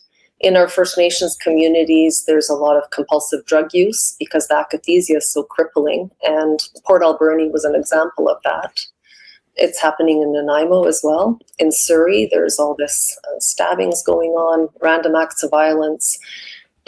This drug is creating a massive problem, but it's Health Canada approved. Okay, so what you're saying is that the policemen, when they show up at the door, they don't have the history first. They don't have any history, no. Okay, and is it a lack in the the BC Mental Act, or in the regulation, how they apply the act? Because when I was reading the text, I didn't find nothing that would direct or help policemen. I will not say do a diagnosis, but at least recognize symptoms. The poor police officers are, we're not psychopharmacology experts. And they tell me now, Anna, because you've been telling us about this, we can now recognize who's on these drugs. So now they're because they talk to you. Yeah, they're really safe because it's hard to miss, right? I mean, 6,000 people running around behaving like in bizarre ways. And extremely hypersexual, to add to that. So you can see women masturbating out on the street, and Okay. yeah, it's terrible. Okay, so now because they talk to you and they recognize the symptom, they say maybe it's a side effect of the injection, or. So then what happens is they'll bring them into the hospital, and the hospital will do whatever. But because everybody's so overwhelmed, the injections just keep going, or drugs keep getting added. We're not treating anything. We're hurting. Mm-hmm. Thank you. Anything else, Mr. Milosh? That's all. Thank you. Mr. Bebb, before we go to you, a mistake that all three of us are making, myself as well, I think we might be getting a little too familiar, and we're cutting off Dr. Sylwestrowicz. So if we could just let her finish her sentences and then ask a follow-up question. Go ahead, Mr. Bebb. Yeah, so psychotic incidents are sometimes a side effect of these drugs. 100%. Yeah, well, there's been some reporting around some of these mass shootings in the U.S. in theaters, and I think some of these drugs were related to that sort of thing too. And apparently 1 or 2% of people do have these sorts of psychotic reactions to some of these mood-altering drugs. The 70-year-old man who's put on an antidepressant and kills his whole family and himself, those kind of things, yes, absolutely. And so I'm not a psychiatrist, I'm an anesthesiologist, but Dr. David Healy speaks up about this topic quite a lot, and he was the head of psychiatry at University of Toronto. He's now at McMaster, and he recently was interviewed by Dr. Joseph Witt-During, he's a psychiatrist and an FDA officer, and the answer is of course, especially with when you start playing around with serotonin and dopamine. Thank you. Then just one other thing to add with regard to psychosis. The BC Schizophrenia Society is very strongly advocating for forced treatments under the Mental Health Act. Their CEO is Phaedra Aldridge, and she states that 1 in 30 BC citizens are psychotic at one point or in their lifetime.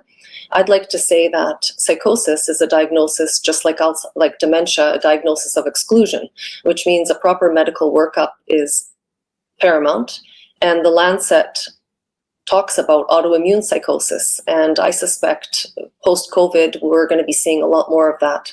And so autoimmune issues need to be worked up, not just with an injection. They need a full medical workup, lab workup, CRP, all the autoimmune factors, and a lumbar puncture. That's not being done. Thank you. Mr. Bebb, anything further? Not at this point, thanks. Thank you. Mr. Dahl, can you please bring up section 29? I wanted to go over that as well. This is sort of my opinion, and I'll open it up to the commissioners and yourself as well, Dr. Sylwestrowicz. This section, it basically says this is prisoners and youth custody centers transferring from prisons to mental health facilities. On receiving 2 medical certificates, presumably the same ones that we've been mentioning, from either a correctional center or a youth custody center, they can be transferred over to the health authority. Now, it's not that I don't believe that this should ever be done. If somebody has a health issue in a prison, should be transferred to a health facility. I find it alarming that they're doing this without the courts being involved. And I want to get your opinion. Is this another example of the health authorities usurping the power or absorbing the power of the courts? So to quote one of the nurses that works in psychiatry, she said it's like a circus where nobody ever gets better. And they bounce between juvenile detention center, jail, the hospital, and being on the street. Nobody's ever helped.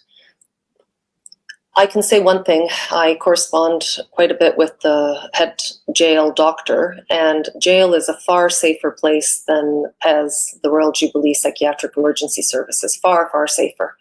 Because, so you end up in jail for a night or two, you get discharged. Well, sadly, you'll have a criminal record, but the hospital, you may die, or you may be a lifelong prisoner under extended leave under the Mental Health Act, being force injected for your psychosis. Thank you very much. Before going to the commissioners, I just also wanted to quickly bring up section 30. This is more for the audience. This is related to the previous section. A person who under the criminal code is found not criminally responsible on account of mental disorder or found unfit is ordered to be detained in a provincial mental health facility. That's this. All of us watch TV when they say not guilty by reason of mental defect or disease. This is the section in the BC Mental Health Act that transfers them over to the health authorities. I'm not saying this is right or wrong, just pointing that out. Any follow-up questions, Mr. Bebb, Mr. Meloche? So one of the Quebec lawyers told, there's a very important distinction. Criminally insane is a legal term. It's not a medical term. Can you elaborate? Are you saying that in Section 30 they're using a non-legal term? I'd have to look at that document again. When you say something, I'm not guilty by reason of insanity, because there's a serious mental illness. So criminally insane is a legal term. It's not a medical term. So okay. But the problem is you can be criminally insane because of iatrogenic harm. Does that make sense? So you're stuck with all these injections. It's in your body. You can't metabolize it. You're a non-metabolizer. You're CPKY non-metabolizer. You're Asian or First Nations, and you're completely delirious. Well, you're not at fault. That's the system's fault. Hey, man, you come into the hospital with a panic attack, you leave with schizophrenia, a year or two of injections, go back to the hospital for side effects, and possibly leave with a criminal record. That's how it works. It's very alarming. I'm going to go to the commissioners. I didn't see the order, but we'll go Mr. Bebb first. Go ahead. Yeah, thank you. I just looked at Section 31, which was up. If you wouldn't mind putting that back on screen again.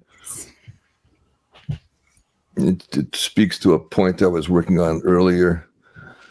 So if you scroll down, this is basically a question about what the proper treatment regimen should be. And if it's pharmaceutical, encouraged injections, at the very bottom, we can see, maybe that's right there. Stop right there. That's good. So on receipt, this can be requested of a second medical opinion prepared as described in subsection 2. The director must consider whether changes should be made to the authorized treatment for the patient, and authorized changes the directors consider should be made. Well, here it looks to be a non-medical professional overruling a second opinion by a medical professional. And if this character who's running the institution is in the pocket of big pharma, we can certainly see, an incentive to say, well, this particular injection is the appropriate one, and I'm not going to pay attention to what this second opinion says. So this seems to be an inversion of expertise, putting it in the hands of somebody who is probably compromised. Any comments on that? That is the sad, sad truth of it all. And experts in technology as well. Okay, you see the company down there? Spreading a pharma marketing funded agenda. And nobody's winning. Nobody's getting better. And it's incredibly, incredibly corrupt. Well, it seems to be the patient's last opportunity to get off this thing. They get a second opinion, and it gets overruled arbitrarily by somebody without expertise. And then here comes your next injection. Correct. Yeah. And then the case notes, of course, are when you read patients' case notes. I know all these women, they come to my office. We were looking at their case notes. It's like you don't even recognize what they're writing in there because these people are experiencing a delirium. They're behaving out of character. They're angry. They're moody. They're doing things that they shouldn't be doing. And it's all because of the drugs. And I have a note here because I correspond with the UBC Therapeutics Initiative. And one of the researchers, Rod McIsaac, that discovered this whole web of conflicts of interest, his name was Rod McIsaac, and he was bullied and he killed himself. That was in 2012 at the Ministry of Health. I am shocked. I did not know that nurse practitioners were allowed to prescribe a dangerous product like Abilify. It is possible the people involved are breaking the law. There's a good chance they're billing the MSP in addition to getting compensation from Otsuka. That used to be and probably still is against the law. Maybe you could contact MSP and the College of Physicians and Surgeons and get them to investigate this possibility.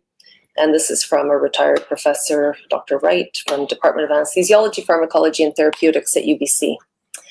So the conflicts of interests are staggering. The only reason they're doing this is because somebody's making money, and the people at the top, the doctors participating, have entirely lost their moral compass, or they're just scared to say anything because they'll be fired by the health authority and everybody has a mortgage and private school.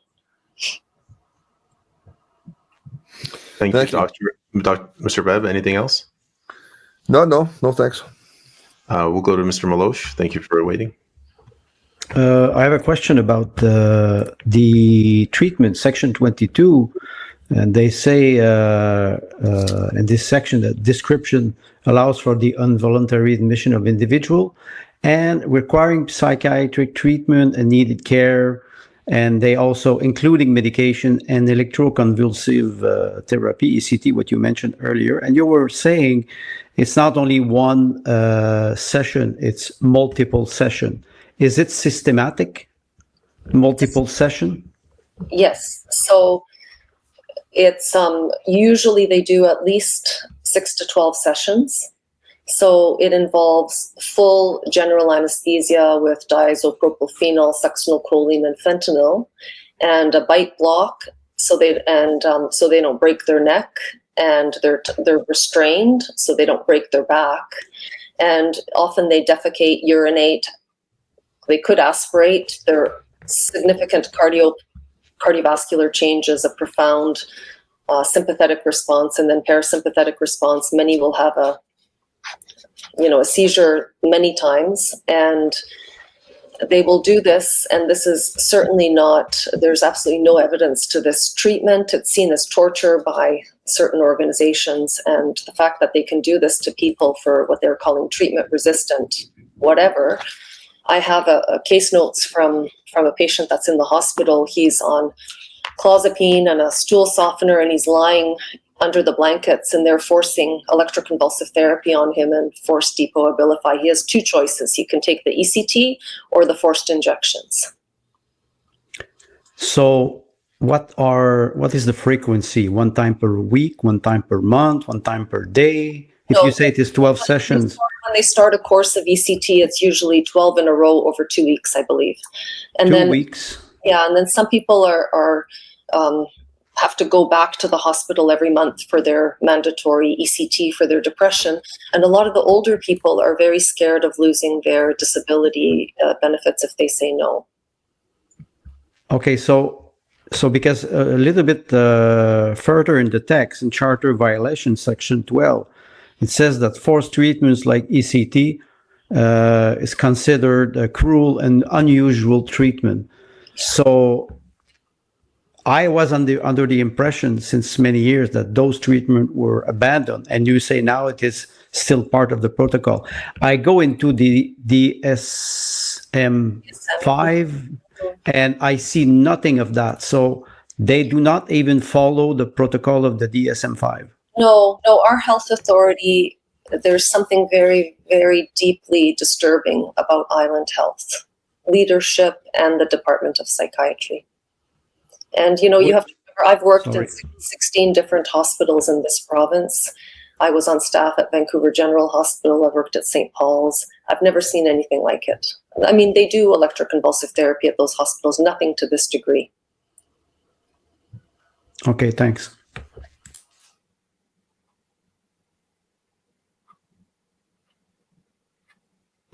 Sorry, I'm having technical issues. Thank you, Mr. Meloche. Mr. Bebb, go ahead. Yeah, just a comment. Now, listening to this conversation reminds me of a 1975 movie with Jack Nicholson called One Flew Over the Cuckoo's Nest. Mm-hmm, mm-hmm. Maybe you've seen it. Of course, it's exactly the same thing. Nothing's changed, and you probably are well aware of MK Ultra. And I would say that I believe that this is there are links to this, whatever's happening here, because the person that has been, this is Agence Unique did this whole educating everybody online during the pandemic when no one was paying attention because everybody was so focused on lockdowns and vaccines.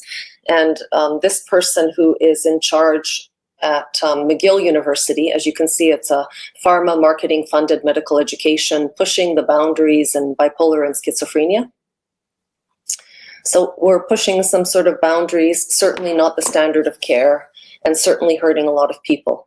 And, you know, most people maybe don't care about the drug addicted homeless out there, but lots of people are being targeted. It's not just those people, and it makes me incredibly sad. And the number of deaths under the Ministry of Children and Family Development and the number of children that were receiving these injections by nurses who were not qualified to do so at the Foundry, where they were asking for mental health support during these lockdowns.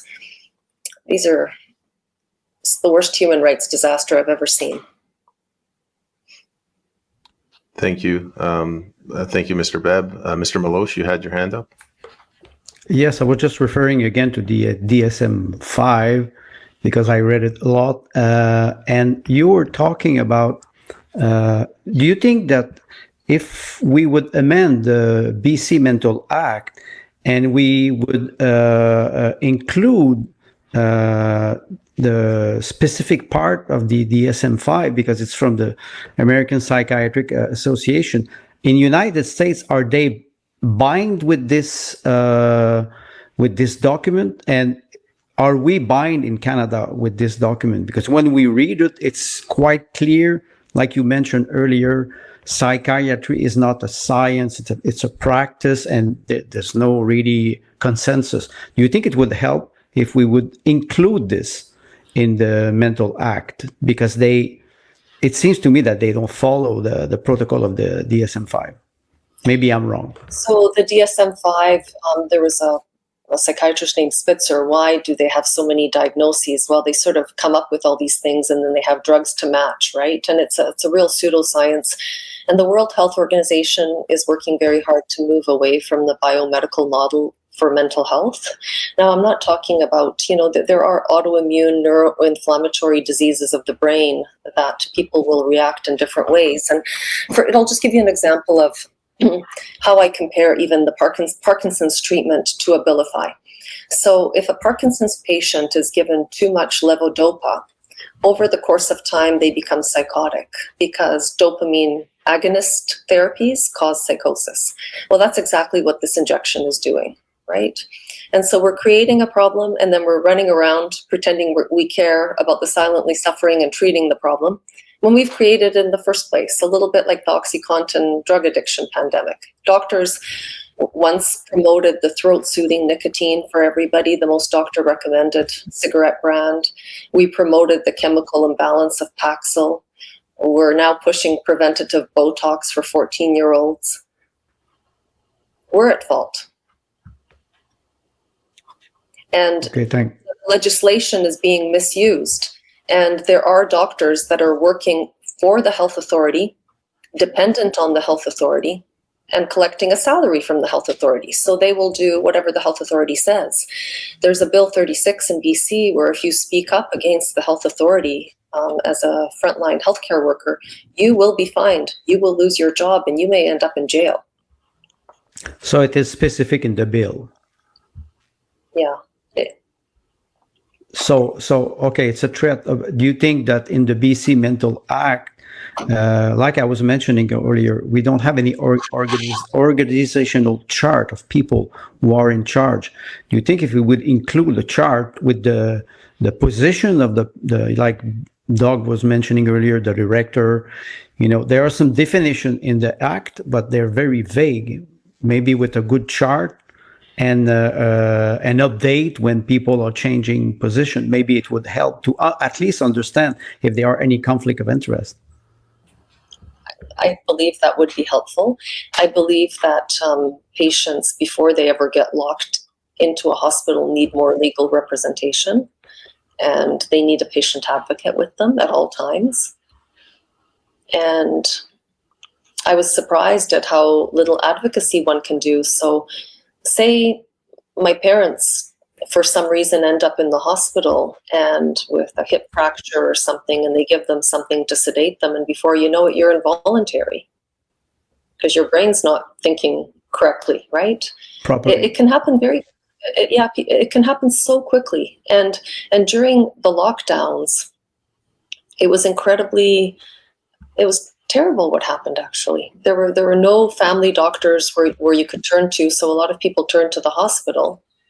And the hospitals, the Jubilee Hospital or Psychiatric Emergency Services, sadly, is a very dangerous place. Thank you. Yeah, I just wondering if we could move on to solutions. You know, the colleges of physicians and surgeons have clearly dropped the ball, not just in British Columbia, but also in Alberta and likely elsewhere. And I don't think that, government intervention in this process, which is probably reasonably well based to have experts administering other experts, to have that sort of degree of expertise in these colleges. And it's not just the doctors. There's all sorts of other colleges, professional associations that have disciplinary powers, but they haven't done their job, not properly, in my opinion.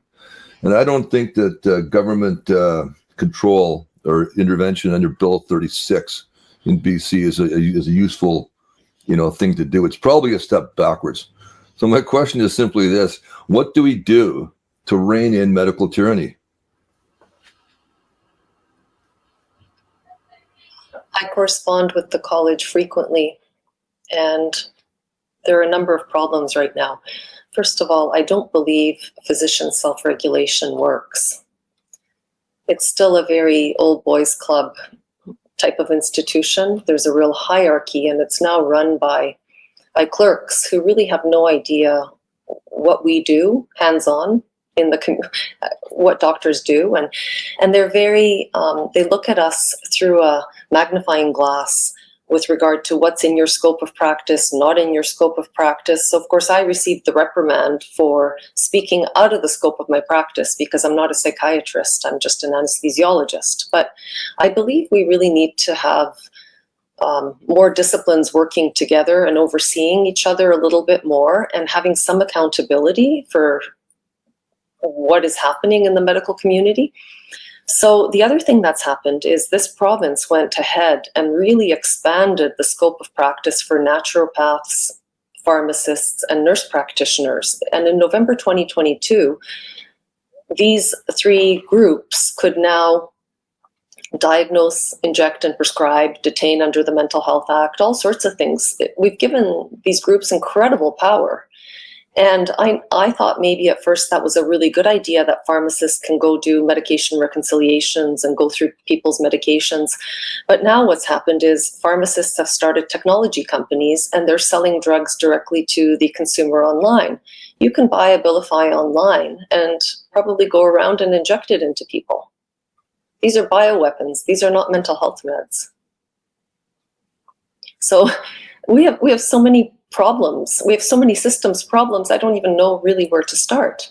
But that's one part where we need to really, the same repeat offenders keep getting reported to the college and nothing gets addressed except the whistleblowers reprimanded. So that's number one. Number two, we need to look at some of these laws, the Indian Act, the Mental Health Act, and try and figure out how to give patients a little bit more say over their treatment. We're living in a democracy, or at least I thought we were, but the drug companies then come around with all their marketing, and that's completely unregulated. And the lobbyists are incredibly aggressive, and it's a who knows who in Ottawa. And these drugs get approved. And I finally got through a woman named Irene at Health Canada, and she says, Anna, I've worked here for 30 years. I've never met anybody who's in charge. I've met with the Health Canada lawyers, and they're like, oh yeah, we'll get back to you. It's like everybody's passing the buck, but system change is next to impossible. And this is my last little bit. I'm trying to hold the health authority accountable, trying to relay my concerns to the college, attempting to hold Health Canada accountable, but I don't seem to be getting anywhere. So I'm going to be retired soon, so it doesn't affect me, but it's terrible what we've done to people. And we have, over 6,000 people under this on these forced injections. And now what? Now, what's the plan now? Yeah, just a follow-up. The tentacles, the hooks of pharma seem to be well hooked into all aspects of this, even the medical publications. Yeah. Am I muted? No. Yeah. And so, there was an initiative, I think, by RFK to try and have a government publication do these sort of clinical trials at the government level.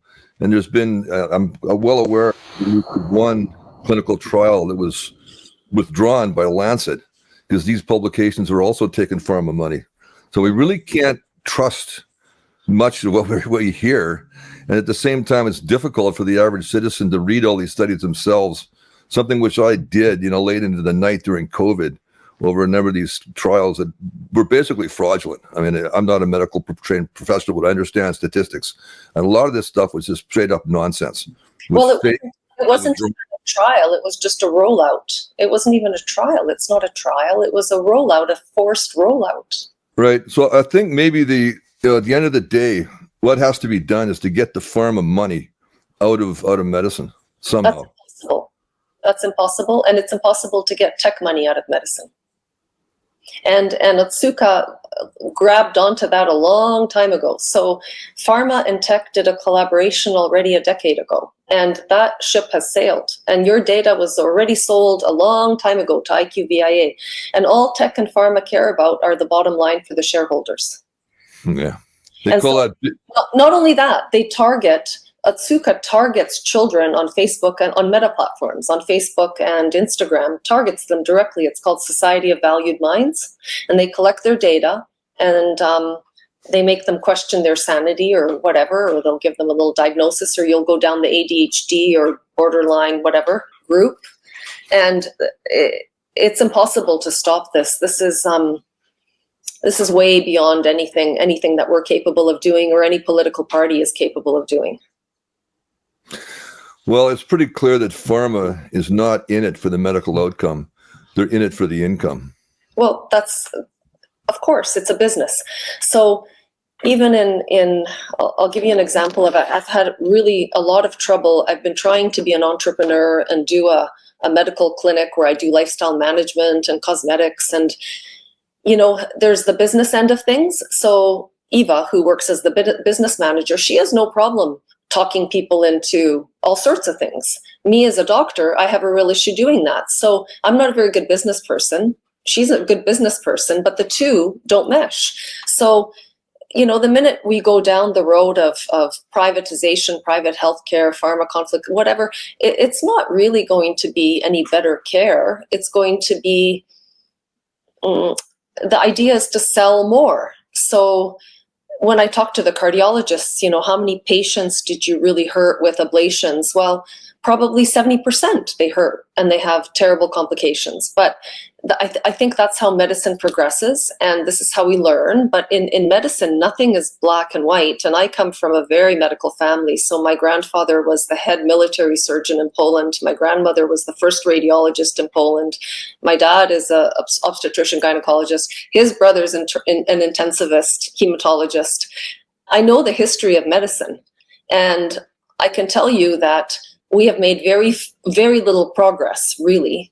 We have C-sections, so we're not killing mothers under spinal anesthesia, regional anesthesia. We have some early childhood vaccines that have helped, I believe. That's my opinion. And, sanitation has been important in health outcomes. And then, of course, cigarettes, once they were seen as unhealthy, all of that money went into big food in the U.S. So now we have a population that's very unhealthy. There's a lot of obesity, of poverty, and Novo Nordisk owns everybody. So even at all the organizations, all the pediatric organizations, they even talk about Novo Nordisk for pregnant women. Okay, like they don't have a moral compass. Pharma doesn't care about the ethics of something, or It's only about how do we sell more drugs? How do we use AI to target people on social media, to target them on Facebook? They own entire domains, asthma.com, acne.com. They own entire domain names. And Canadian data was sold a long time ago. I think in 2017, Canada sold all of that data to IQVIA. So it's all with the States. And so 23andMe selling to GSK was just the tip of the iceberg. This data has been sold many times over, including your Home Depot data. So tech and pharma working together. The only thing we can do is educate the public. Thank you, Dr. Sylwestrowicz. Thank you, Mr. Bebb. We're going to go to Mr. Meloche. Mr. Dahl, if you could just quickly take me down. I just got to go get my coffee, and I don't want people to see that. Okay, doctor, I have a question for you. We were talking about, trying to find solutions, and we are here starting the People's Parliament, and we want to thank you for giving us time to ask questions. Sometimes they are difficult. Sometimes they are very technical, and I think that's one part of the People's Parliament education. Do you have any colleagues in Canada outside of BC, in other provinces, with whom you can build a network of intellectual people who are aware of what is happening and how we can propose solution? I have an entire international community, not Canada. I've been censored in Canada for a long time, and most of my social media disappeared when I started criticizing Pfizer and Otsuka. So their marketing tactics, because meta advertising library is incredibly powerful, and Google scrubs all the info, and Verily has all the info. It's all tech, right? So we have an international network, and my interviews have been in New Zealand, in Israel, and of course in America. Yeah. So it would be maybe possible, because eventually we will have to write a short report of this commission. Maybe it would be interesting to share this type of network, so we could emulate, I would say, communication with other provinces, because it touches BC. But I'm from Quebec, and I think many practitioners in Quebec, they're not all corrupt. I think many people would be happy. The three provinces really affected by these long-acting depot shots are BC, Ontario, and Quebec. And Quebec, yes, and there's a university teacher at Laval University. His name is Patrick Provost, and he was banned from the university, was fired. Now he's on trial because he was against the COVID mandate. He's a genetician, if I'm not wrong. So I think it would be interesting for you and for us to build a network, at least like you mentioned, for educational purpose. Anyway, thank you for your time. The other people that have done really great work are the journalists in America. Robert Whitaker has he's worked on this now for 20 years, and he's the writer that writes for Mad in America. And Dr. Joseph Witt-During is an FDA officer that has explained to me how the FDA approvals go through. And he and Rob Whitepond, who is a journalist in British Columbia, who started advocating for system reform because his dad was locked up in a Kelowna hospital. They did a really good podcast, and it's called "Is This Even Legal?" about involuntary detentions. And the Mental Health Act of BC in the current state allows for this to happen. However, enrolling people into for-profit pharma marketing funded clinical research with no informed consent is highly illegal. And the precedent case for that is the Dan Markinson case that was written up by Dr. Carl Elliott. And in his book, The Occasional Human Sacrifice and White Coat, Black Hat, and he's a bioethicist. And University of Minnesota is actually cited in law school as that was a case of incredible institutional misconduct. And that is exactly what is happening here at Island Health.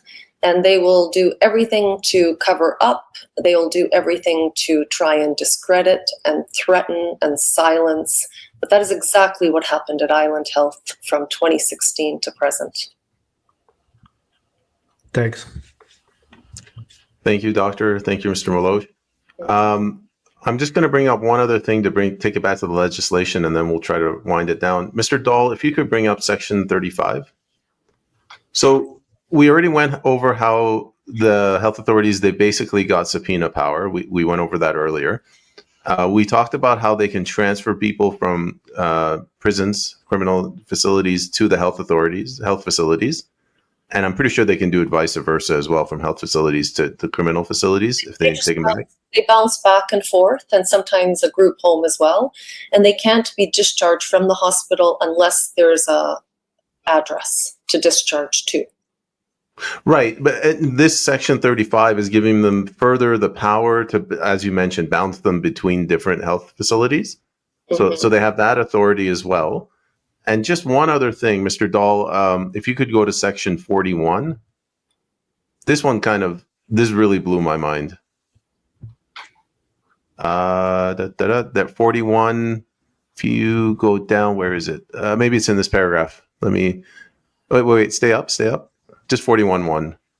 If a patient detained at a designated facility leaves the designated facility without having been released on leave or transferred on an approved home under Section 37, 38, discharge that, the director may, within 60 days after the date on which the patient leaves the facility, issue a warrant. So so they've completely taken over the authority of the courts. Yeah, I just want the audience to take this away. Really soak that in, because it's exactly what happened with my son. A friend of mine who's a security guard escorted him out of the hospital because I didn't know how to get him out. And then they started chasing him down with threats like that. And so then he's driving in his Porsche all worked up about something or other. And it's insane. Until you live this, you don't understand the power they have, how absolutely misused the power is, and how they will threaten, silence, discredit. It's awful. Yes, it is. I'm going to, I guess, if we don't have any more questions from the commissioners, I'm going to give the commissioners a moment to maybe thank our subject matter expert, Mr. Meloche. Well, first of all, it was a pleasure to have you, Dr. Sylwestrowicz. And with your expertise, it helps us understand what we're facing. Like we say all the time, if we can identify the enemy, at least we can fight back. Well, that's one purpose. The enemy is pharma, really, to a great degree. And also, our health systems, our healthcare system in Canada has truly fallen apart. Something happened, it really cracked during COVID. And people are just running around overwhelmed. And the drug is Health Canada approved, and it seems like an easy solution, but we're creating a lot of problems for ourselves. And for the police and from the frontline workers and for the overwhelmed emergency rooms and first responders and everybody else and families that are living through this nightmare. Yes, you're right. And, the COVID crisis, maybe we can think it as a high opening for many people. So that's what we're trying to do, at least giving the opportunity to people like you who have experience to express it and in a rational manner and not only emotionally, because we have to stick with the law. But Canadians generally follow the rule of law, where we don't speak up, we don't challenge anything, we're just law-abiding citizens. And yet my colleagues, whenever anyone challenged the pandemic lockdowns or the boosters or didn't want to get a booster, everybody was fired. We have a whole network of people. And yes, and that's not okay. That scientific dialogue and how science evolves is when you have interdisciplinary committees and you share knowledge amongst each other. And one of the immunologists that I look after, she said to me, Anna, I'd never get an adenoviral vector vaccine. right? And I mean, so that would have been the AstraZeneca or Johnson & Johnson. So our humans don't respond well with that. So there are more side effects. And interestingly enough, Quebec is the only province that has vaccine injury compensation program since '85. And I think there were over almost 300 people that applied for that, and 2 are being considered. But you know, the Pfizer and Moderna and all the drug companies, it was so rushed, Operation Warp Speed, and there's pharma was given full immunity for 75 years. So I can imagine if somebody was truly injured, and there have been vaccine injuries for sure, there's going to be no closure for them. And that's terrible. It really is, because taxpayers funded all of this. People lost their livelihoods. Children fell apart. They lost years of school. People lost their homes. And who issued all of this? It was a graphic designer. People that are not qualified are issuing these orders, and there seems to be no accountability. It makes me very sad. I know there's going to be no closure, but at least we can address our rights in the Mental Health Act. Exactly. And, you know, like you were mentioning, the system is broken or sick, and we can see that the only way we can fix it is to be aware, educated, and to have rational discussion. So thank you for your presence. I wanted to add just one more thing. In my practice, I purchase product from a company called Galderma. And the more you purchase, the bigger your discount pricing. So that's exactly how our federal government works and how the provincial governments work. So if you're purchasing from one drug company, whether that be AbbVie or Pfizer or whatever, Otsuka, the bigger the purchase, the bigger the discount pricing. So if one drug company, like say AbbVie, has breast implants and Botox and Juvederm and Skin Medica and Cool Sculpting and puberty blockers and hormones, the more you buy from them, you'll get the 40-50% off, and they'll send you a year free samples, right? So that's how this whole thing works. And then once you've got all that product, you just go around and you use the product. And so, you know, you look like you're doing something, injecting, and nurses are now injecting. Well, these are really, really potent drugs that have incredible side effects. And no matter how much money is being made, we're creating huge problems for our society. Thank you. Mr. Bev, do you have any comments? Yes, thank you, Payman. I presume when you're talking about graphic designers in charge of medicine, you're referring to Patty Hajdu, the former federal minister of health. You know, sadly, yes. And you know, Theresa Tam and Bonnie Henry are getting the Order of Canada. And so, like Semmelweis, who promoted hand washing, he ended up locked up in a mental institution, while Monitz, who did the prefrontal lobotomy, got the Nobel Prize. Do these awards mean anything? Less and less every day. But I want to thank you very much for participating in this first inaugural Commission, People's Parliament, where I hope we get better as time goes on, but I think today was a very good success. I think the first thing you have to do in order to solve a problem is to identify the underlying cause of it. And it was very telling. The underlying cause is always power and money, always. It's always power and money, control, silencing dissidents, and making money. Well, you said something very telling, which was that pharma is the enemy. Maybe an enemy, but certainly we'd have to include their paid agents. Maybe I shouldn't say pharma is the enemy. I should say pharma marketing is the enemy. So if a drug in the mental health field, you know, 90% of the budget is usually spent on marketing, sort of like in real estate, and only 10% is on research and design. And those drugs get quickly approved because all that money is going to be made when they prescribe drugs to everybody. Whereas a rare drug for a rare disease that costs a lot of money takes decades sometimes to get approved by Health Canada, because there's no money to be made and it's very expensive to approve it. Or to Interestingly, the whole COVID vaccine program was authorized, but not really approved. And I can substantiate that. We did a lot of research around that. But that precludes advertising.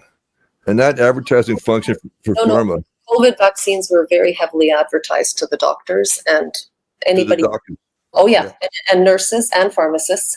And again, Agence Unique was the advertising body. Yeah. But what I'm saying, though, is that function was taken up by government, and particularly Justin Trudeau, who went on and had said this is a great thing for children and pregnant women. This is another example of when somebody is in a position of authority and has what I call, no offense to Justin, but idiot compassion, which is what's happening in our community. There's a lot of social workers are a big problem. The police tell me social workers are a really big problem, okay? Because they have this kind of, oh, it must be schizophrenia. Oh, we must get this silently suffering person help, when they have no idea what they're talking about. Well, I think it's very easy to have somebody that's in a position of authority that's ignorant about a subject and have an expert say, well, in my experience, this is, and the expert's completely corrupt. Very good. Well, thank you again. And I think if we do, some kind of remediation, it would have to be around educating the public, or informing the public that pharma is useful, but not always to be trusted. And then exposing every single doctor that's taking that $1 million to push a narrative.